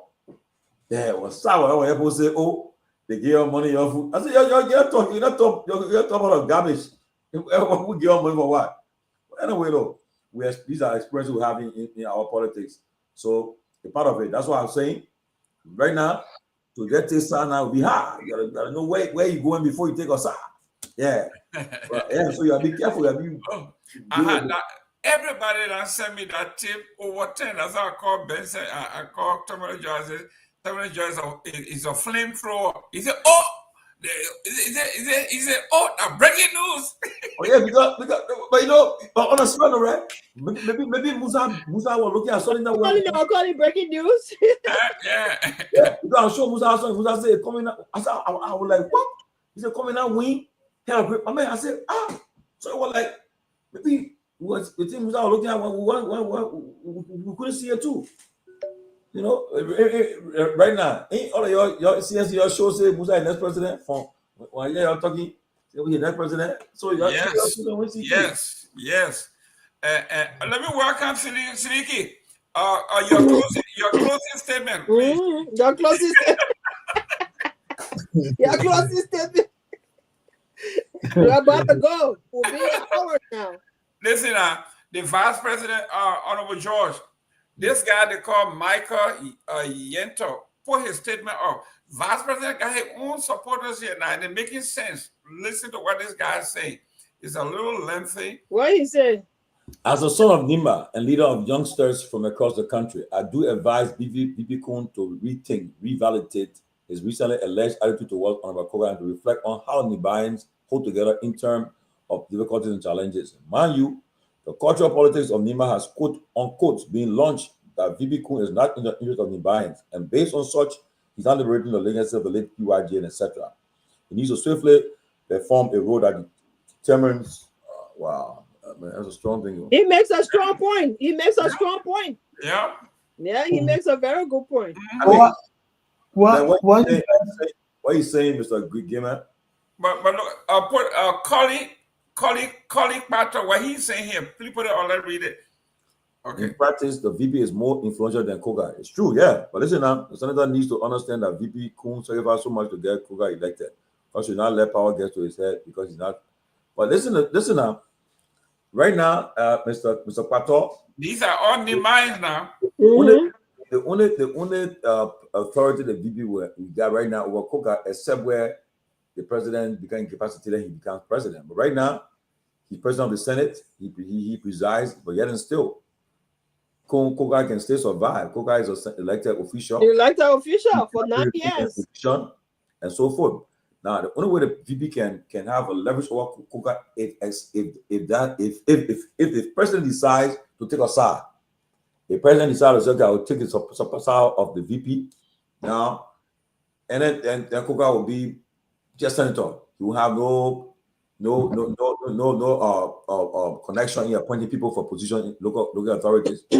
What you want to feel important is we have a say in who becomes the next district commissioner, who becomes the next town chief, who the mayor. Is that you have a say to say, okay, we're part of our decision that made you to be mayor, to be town chief, or the position of president, local government position of president can appoint people to. You will have a say into it. You say, okay, Tomalin George, I will talk to the president, we'll send your name forward. And that's why you want to have a say. But if you don't have a say in these things, when you go back home to visit, you look like Meg, Senator, nothing. And but this is why Koga is saying, yeah, he says the vice president have nominated people in strategic area in Nima, and he has zero. So all the influential positions, the VP have recommended all his people. So as far as he is concerned, he said he's nothing because he got nobody in. Like you talk about mayors and exactly. The vice president has appointed all of these people. He has no authority. So the vice president is strategically putting people in position that will be loyal to him. So now that's why the president has to intervene, because if Koga continue to feel that he's not being listened, he's not being heard, nobody listen to him, Koga can revolt. Koga can revolt, and next thing, the last thing you want to see happen, that was except where Burgers have no interest in running for re-election. He has no interest of UP retaining power up 2029. If that's the case, then he will say, well, I ain't in it. But if he has interest in be re-elected and have interest in UP running to retain power, he has to intervene, because Koga will not let himself feel disrespected and feel that he's nobody. He will respond. That's why I see happening. That's why I see the VP2. I think he's been very measured. He's not saying nothing. Because break his silence. You can't keep silent for long. You gotta break the silence. That's true. That's it. Yeah. There you go, Mr. Seleke. Welcome, Chief. Give us a closing. So when I want me to talk, no problem. I'll tell you more time later. I want you to talk. Why you always come to class late? I'll tell you more time later. I want you to talk. Give my closing comments. So yeah, we're closing. That's the reason. Yeah, but I've been listening to the conversation. I don't know. I think I listened to Koga. Expressing his disappointment about Kun. For me, I know. At the end of the day, people continue to talk about the tradition, the way it is done, the way the people think, and the way they've been voting. But I don't think I hear somebody talking about a President Parker, former President Weah, select Koga to be VP. I don't even know why we continue to think like this. How can we project Koga to be vice president, another replacement for, of Jeremiah Kun, who is even little bit better than Koga? What is it? How you would like it? No, but the politics should be like that, brother Tomalin, because I agree. Politics is a right now. At the end of the day, what anybody on this show can tell us, Jeremiah Kun and Koga record. What are those guys' record? Especially Kun. All throughout, Kun made it to this vice presidency through Prince Johnson recommendation, from representative to senator. Nothing this guy can point out to that, look, this is what I've done to impact the lives of the people. And now Kun is being projected to be a presidential candidate comes 2029. It just speaks a lot about the future of Liberia. That's not a projection. Somebody just made a comment. No, a lot of people, not only this show now, how they call it, Sarah, a lot of United Partisans, when they're not talking about President Bouaka 2029, they talk about Kun. And this is a dangerous path for our country. Today, by the way, I met Mr. Johnny today. He's in Kigali. He came on some personal visit. Johnny? Johnny, yes. I met him today, and we're having conversation about it. This will be a big disaster to have a Kun presidency in Liberia. And the worst of it against CDC, look at the direction CDC thing here to bring over. Be a big disaster to have. Can I ask you, would it be a big disaster to have a ability presidency? Would it be a big disaster? I prefer if one ability and Kun Koga, I would prefer ability over the two guys. If ability Kun Koga, I would prefer ability over those guys. Ability have done a lot in Nima County. Those two, the workers are there. You can be how you bring ability near Koga and Kun. When what have ability done in Nima County, the bridge? Not on a bridge, but they got a whole farm of people working on. They feeding themselves. Whole farm. Not forget about bridge. The two people got farms too. You know that? They got farm. That one of the farms you can I've seen it before. I'm a witness to it. I've seen it before. I'm telling you. Okay, no farm they get, but ultimately, no farm those two guys get. Both Koga and Kun. They pay those people and then they use the people and kind of sell those same things that people are producing there. But for ability, he empower those people and then they finally make it. You see, let me friend now. When we politics, let be careful. Don't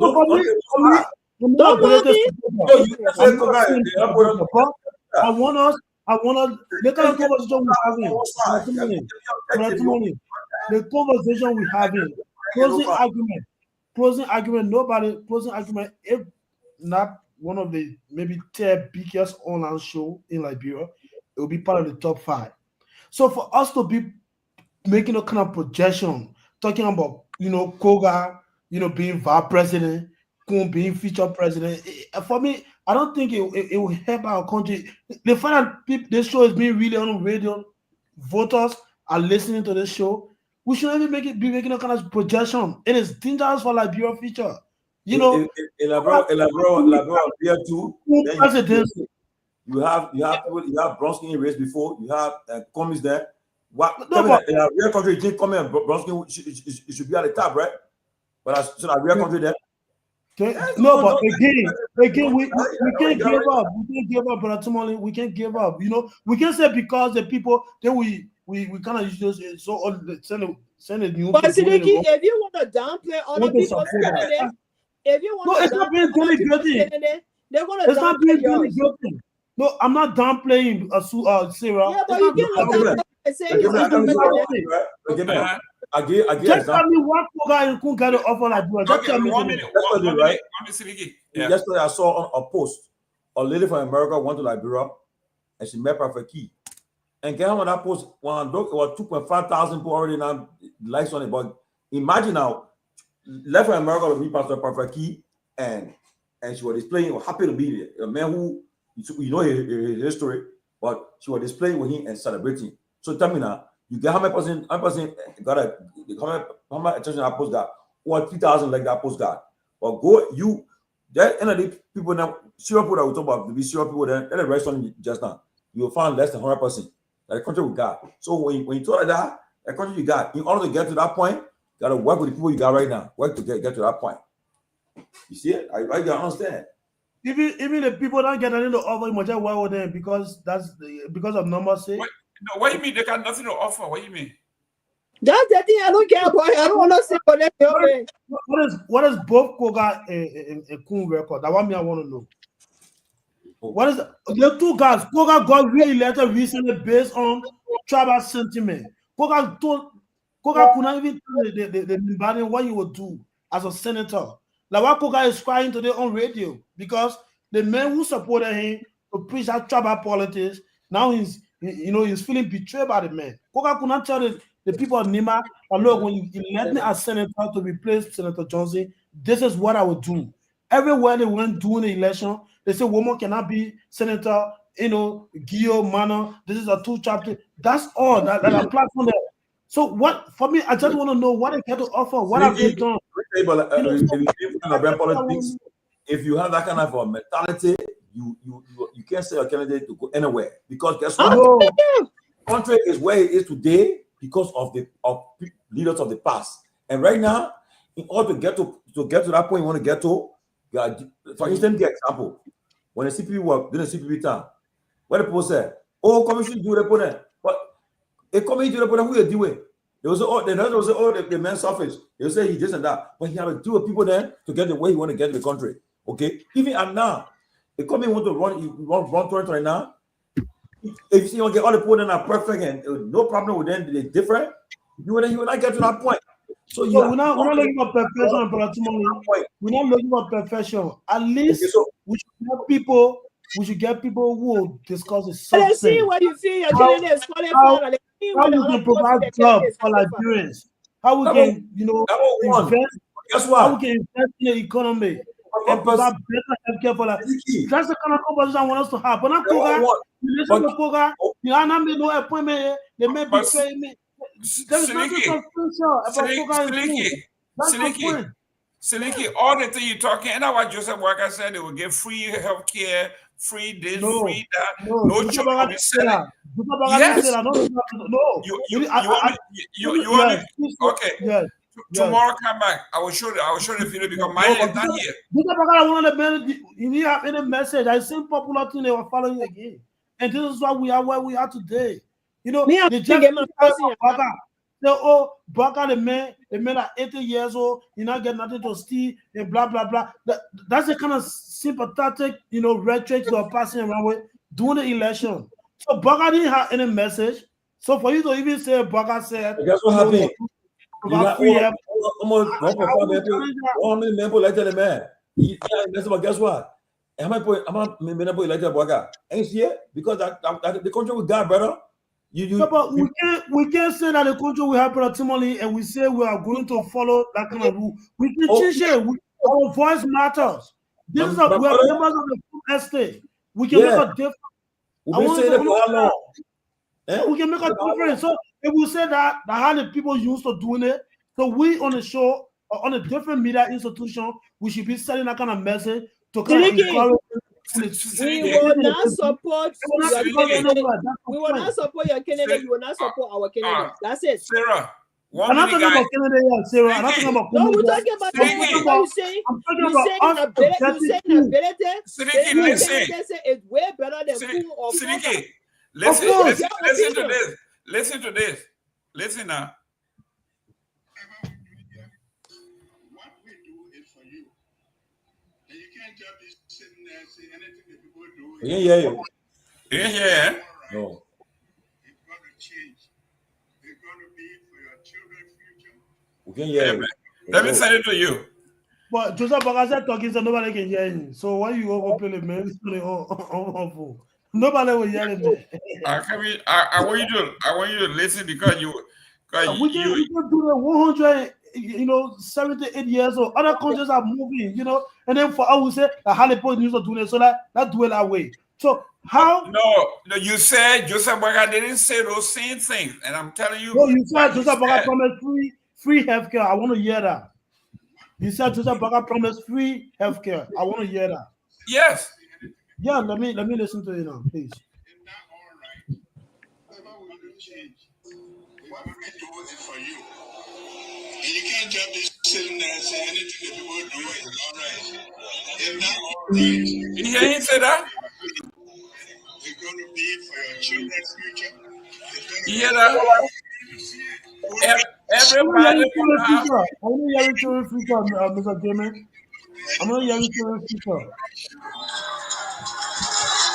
We can do this to that, bro. Somebody trying to play. Listen, somebody trying to play it. We must make sure that they will work in the interest of people and they will be paid. We have said that we will come up with medical insurance where everybody go to the hospital, they'll be treated. That's what we want. That's what makes you proud. Medical insurance, not free healthcare. Medical insurance, not free healthcare. When you get insurance, you pay for it. Not free. Don't do that now. I get insurance, not free. I pay for the insurance. Listen.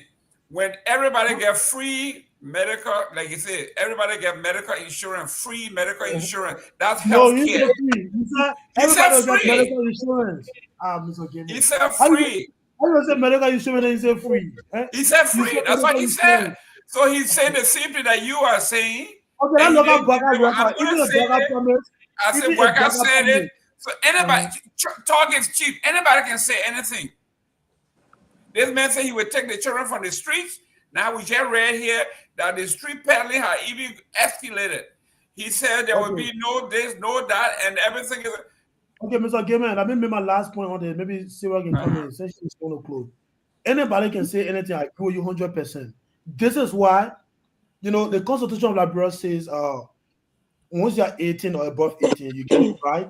You get a right to vote for any political party you want to vote for or affiliate with any political party you want to affiliate with. But just because of that portion of the Constitution says that, it doesn't mean we should just follow behind anybody, like people like Joseph, this guy, Koga, and the rest of the people. And I'll give you a simple example. In the US, for you to drive, for your child to drive, they say you should be 18 years old. For anybody to drive, they say you should be 18 years old.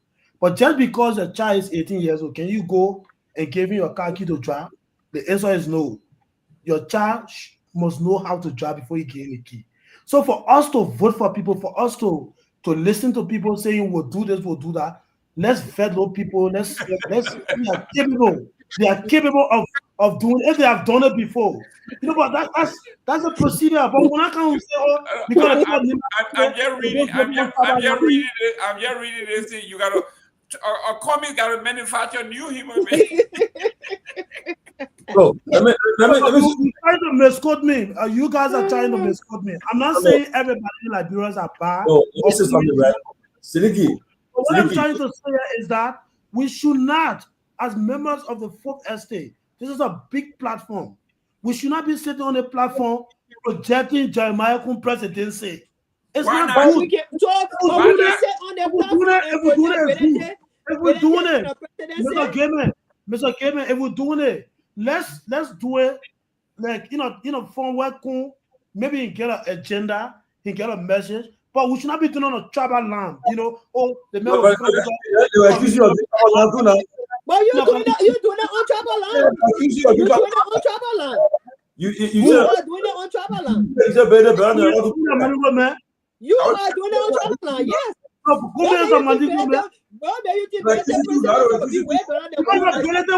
Because of his work.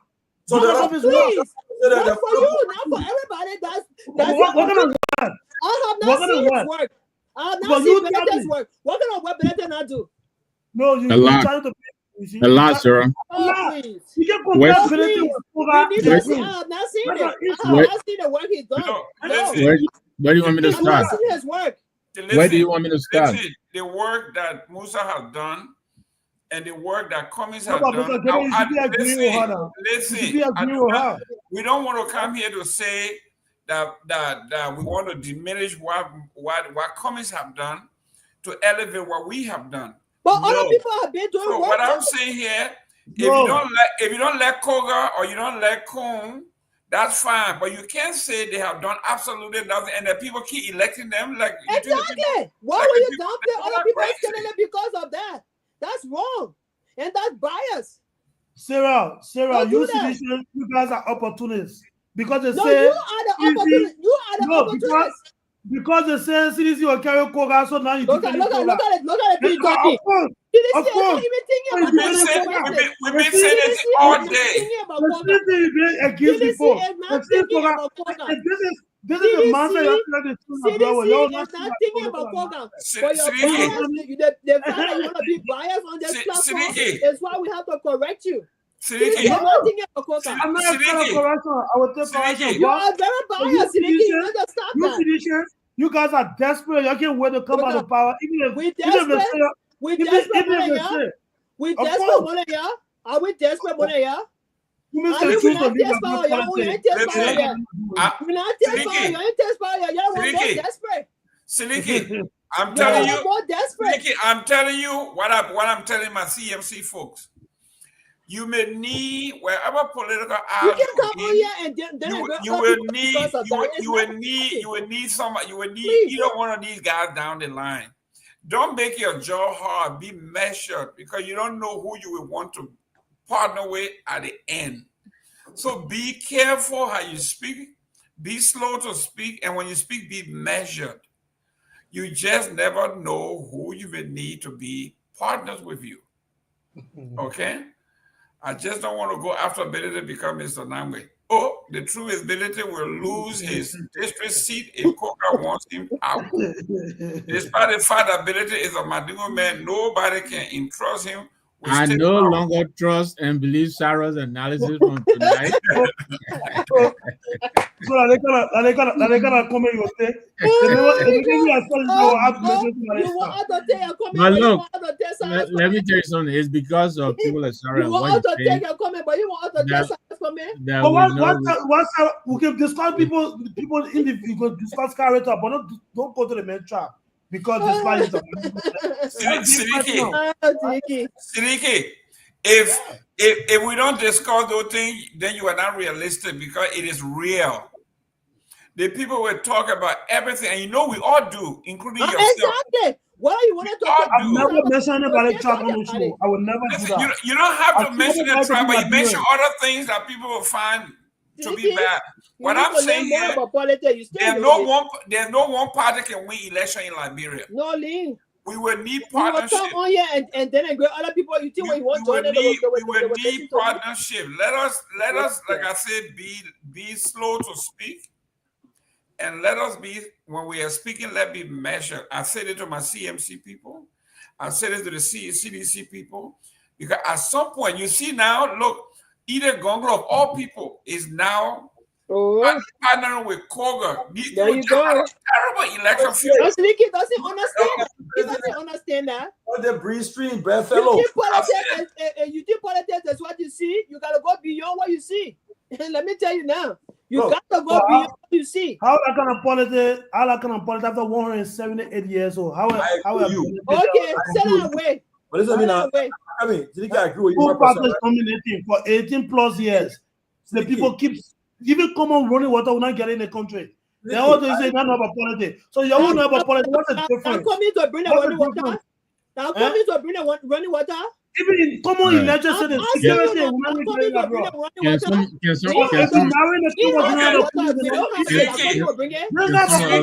Okay, Sarah, 1 minute, please.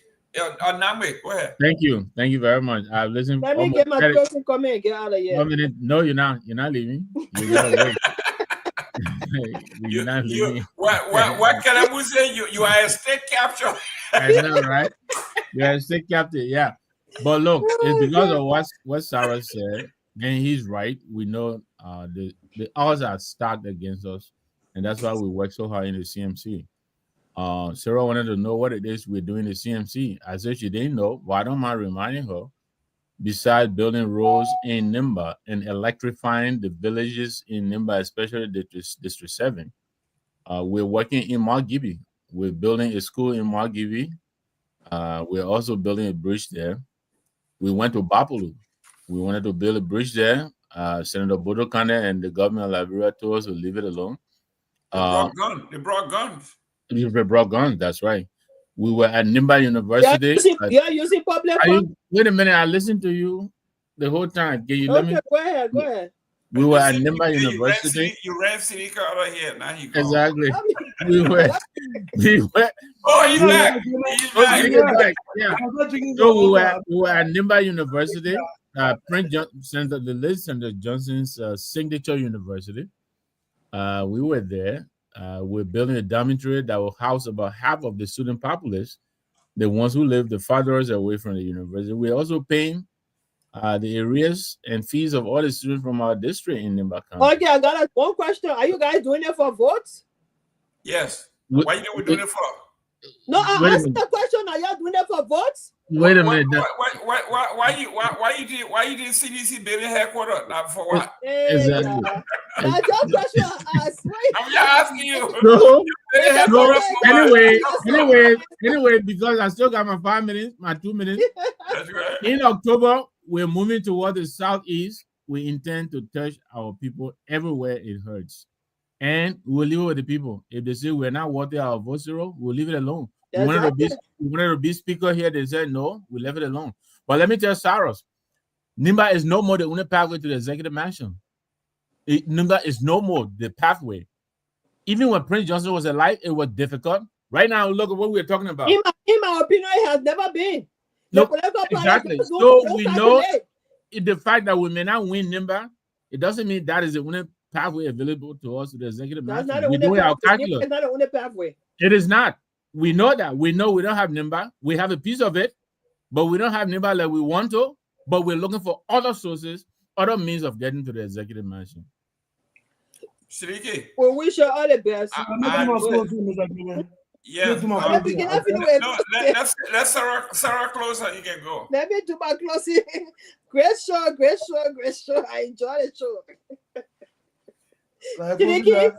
I just want to advise you. You my little brother. I'm just telling you, politics in Liberia. Liberia is 178 years or plus. We agree, but our people are still not there yet. When it comes to some of the things that you think we're supposed to be thinking, they're not there yet.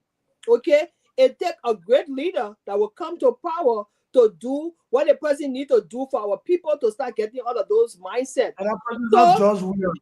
And not George Williams. Your mother Bower. Your mother big Bower. Just wait. Okay. So at the end of the day, you don't come on platform and denigrate other people, political or leaders. You denigrate my political leader, my party, I will denigrate your own. Because as far as I know, they see Listen, Sarah, which district is coming? What is the denigration to say? Oh, it's not what district? Why you say that?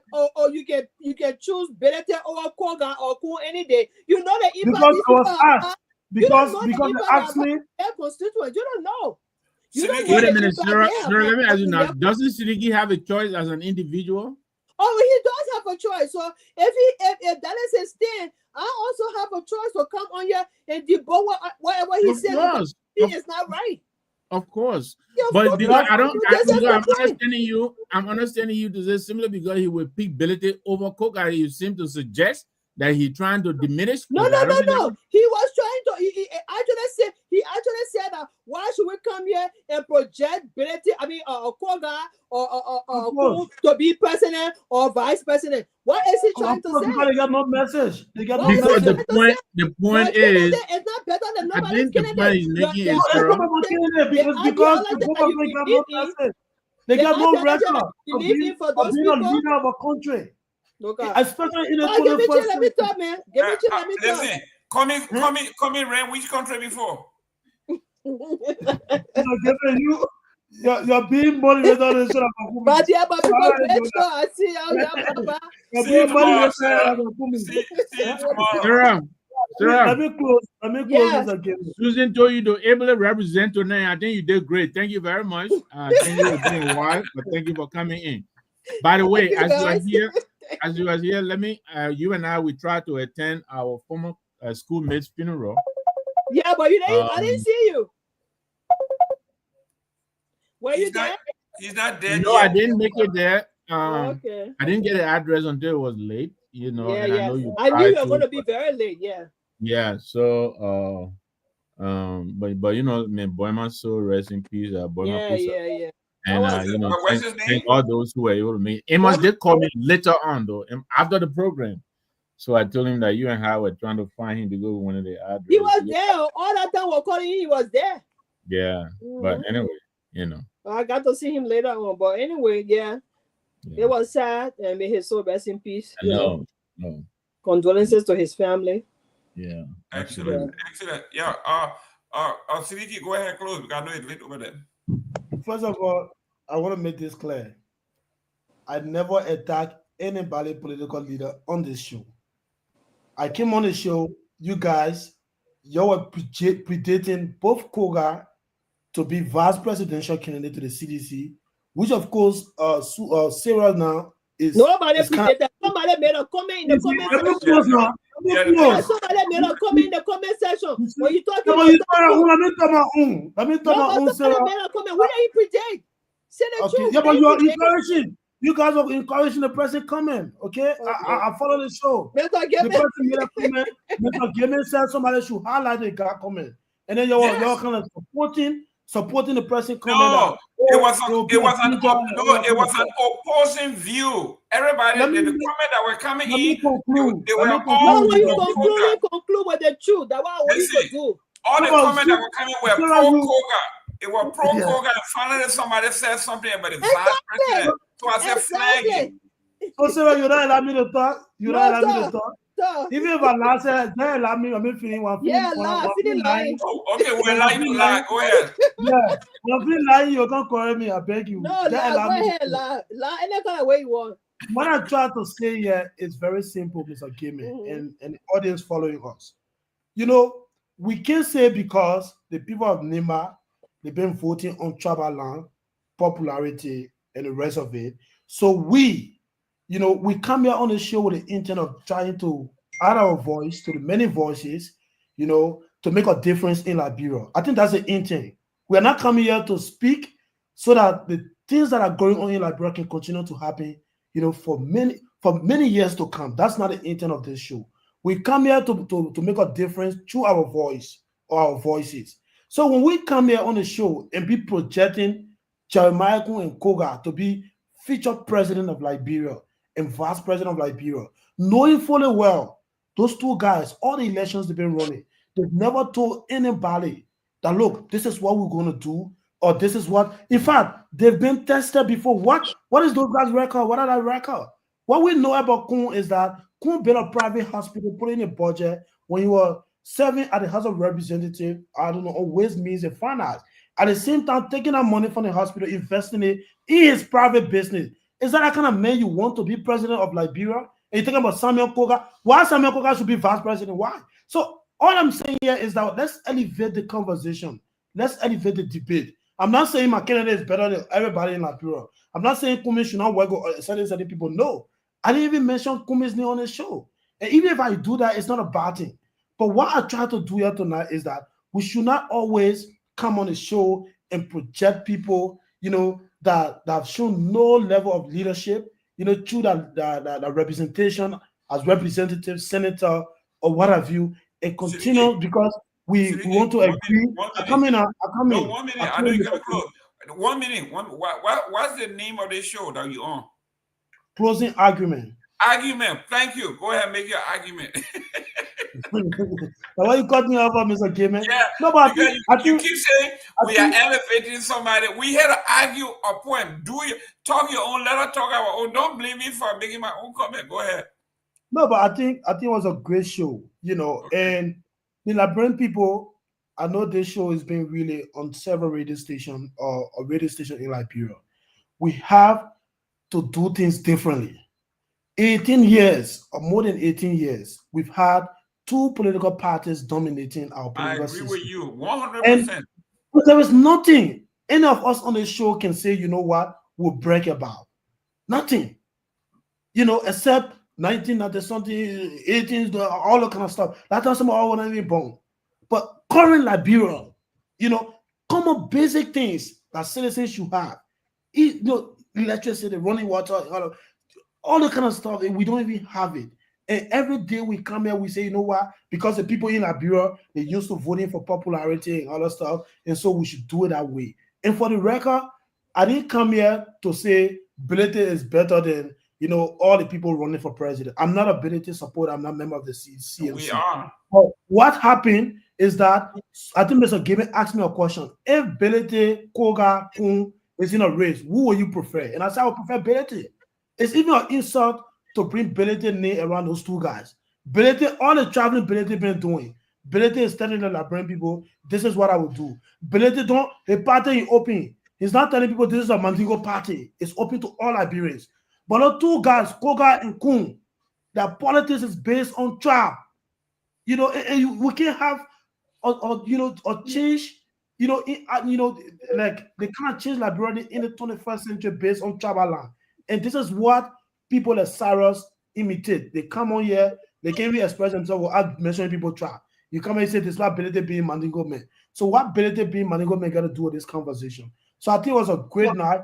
But when we are members of the fourth estate, we should not say because people used to doing things this way, and we should do it that way. Because the last time I checked, all the people who say they are politicians in Liberia, they've been doing political, the politics the way they've been doing it before. They have never taken us anywhere. We are the 8th poorest country in the world. So we have to gravitate towards a new mindset, towards a new direction, and ensure a new group of people, to make a difference in Liberia. So thank you. Yeah, so Seleke, I gotta say here, I'm getting a lot of calls, and a lot of people think your input is very balanced tonight, and they appreciate the way you're putting it. And I just had to tell you, a lot of people appreciate your input, so thank you very much. I agree with you. Politics really should be based on what you bring to the table. It doesn't have to be, who you are, where you came from, or whatever it is. So, and we are building our reputation on our works. We will continue to perform, and the people will see us and evaluate us. And then there are a lot of naysayers who are getting kind of antsy and kind of nervous and kind of, concerned about what the CMC is doing, and we get it. So every opportunity to get it, we'll take a pop shot at it. We get it, but we'll not be deterred. We're moving. We're visiting every county in the Republic of Liberia. We're going to the people and asking them, tell us where it hurts most. They will point to it and we'll relieve them of that suffering. That's what we'll do. If the government will be, chasing us around, that is even better. So we'll help them call the attention to what the people need to be done in the various communities. So thank you for your input, my brother. And thank you for the show, Jerome. Thank you very much. Yeah, listen, I say the reason some of us gravitated towards Musa is this mantra that listen, guys, we don't have to come into power before we start doing stuff for the folks. Let's do something. And if they appreciate it, let's leave it with their consciences, right? Let them decide that what we have done is so good, so they will vote against us. That is what bringing most of us here. Listen, politicians will say, elect me. When I get elected, I will do this for you. Musa is saying, what I have done in my district, I want to replicate that in all the districts. And if the people see that we mean well, they will give us state power. I believe and I trust if we do that, we are putting the people in a better position to see what the possibilities are. For us to do that, we need to bring other people aboard. We need partnership. We need other political leaders to buy into the concept. This is what I tell my folks. It's no time for us to belittle anybody. It's no time for us to go after anybody because we need people. For that vision that Musa is talking about that we support to happen, we need everybody on board. And for us to do that is not to castigate and badmouth and belittle other people because there's no one party that can win. We know that from the history of the only time it happened was under duress when Charles Taylor won the election. That was during wartime. But subsequently, it has been partnership. So guys, as you get on these shows, and I'm saying this to my leaders and my friends, be slow to speak. If you want to speak, be measured, because you will need everybody. That's all I say. So that's my closing. Chief Tomalin, can you close it out? Yeah, let me say this quickly. Seleke, look, I was once like you before. Honestly, I thought the textbook politics we play like bro one of the best. But what I've got to understood in the last electoral cycle, Liberians do not vote on policies and ideas. They vote on personality and name recognition. That's what they vote on. That has been a challenge. We have had several great candidates: Charles Bromsky, Winston Totman, Alexander Cummings, Moneyba, Kehleboe Gongloe. They have been great candidates. You would think in some serious country, these are people you will see at the finals. But because our country, the way we vote, the legislature in our country too, the legislature in our country is where we are today. And in order for you to get to that point, to say you want to get to that point you want to be, you have to deal with it very people. Then you have to deal. That's why you see the great candidates find it difficult to reach to that point. Because why? They know that if they get there, they will transform Liberia, will change Liberia. Because of that, they will suppress them. In order to sell your candidate, make the message clear, you can't. The attitude you can't do it, brother. Look, you think you want to be talking about a Kun or how do you call it presidency or VP? No, but that's the reality. Take it or leave it. You had election today in Nima County with Berete, with Kun and Koga. Berete will not come here then. That's the reality. You can preach all the good things you want to say here. Election here today. All the good things Berete do right now in Nima. That election today in Nima County, the two people you calling, they will be the one the people to tap because the politics have been they have been. We saw people came and do. If I tell you guys, the comments down do for Liberia. Comments have done things that I don't see no candidates I've seen have not come out done for Liberia. I can say it. He had done a lot of people like Liberia, but because the people they posted 14, he reached that point. You and I know when it comes to scholarships, come to empowering people, he has done a lot of things. Look at Prince Johnson University. He gave $50,000 to that school. One time what Prince Johnson said, insulted him. Okay? The thing he has done, but they want him to stay. They say, oh, come and do the one. The other people that is supporting, they haven't done none, but one comes to do it. But guess what? And he getting to understand that the reality that the country will find ourselves in. So, but if you just say you dismissing the people there, you're wasting your time. Because elections here today or tomorrow, these people right now, they will be the one that the people will tap. That's how our country looking. We have a responsibility. We come, we talk all day. The people can hear the thing they really care. You go ahead, you saw it in my election. We're talking. What happened? When it was okay, what happened? You saw it. So that's how they come to. If you want to be active in politics and involved in that stuff, that kind of mentality, I tell you true, it will not your candidate will not be sold, because we have an entrenched system where people are just into the mind.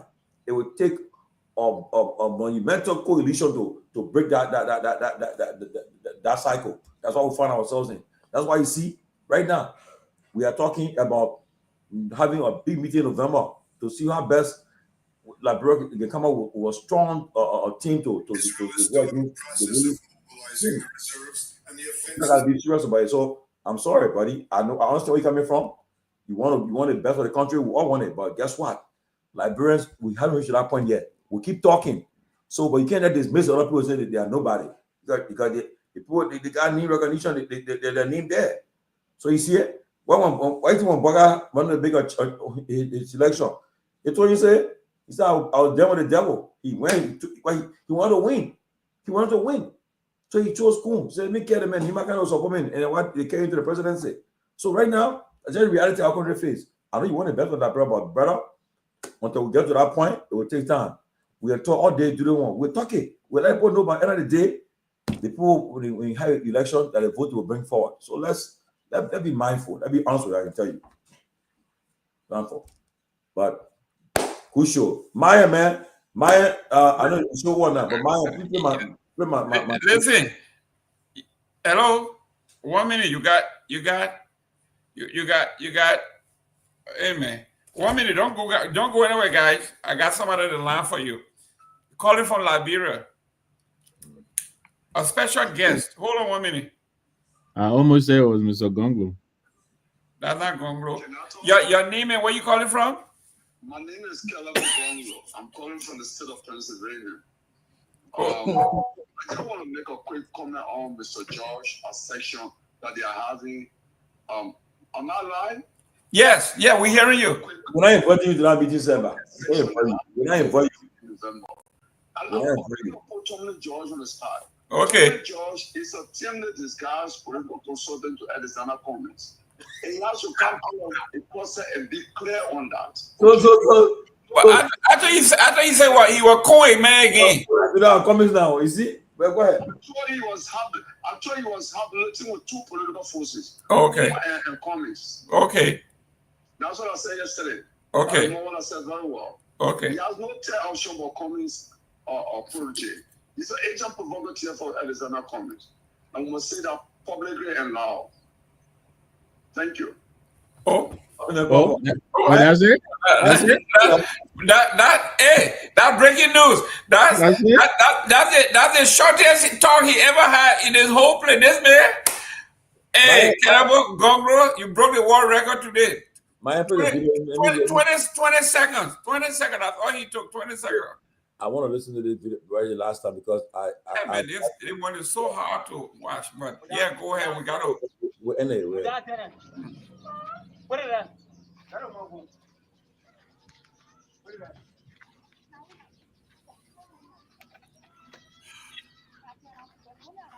We guys in big. They can just be doing it. These guys have killed before. That's it.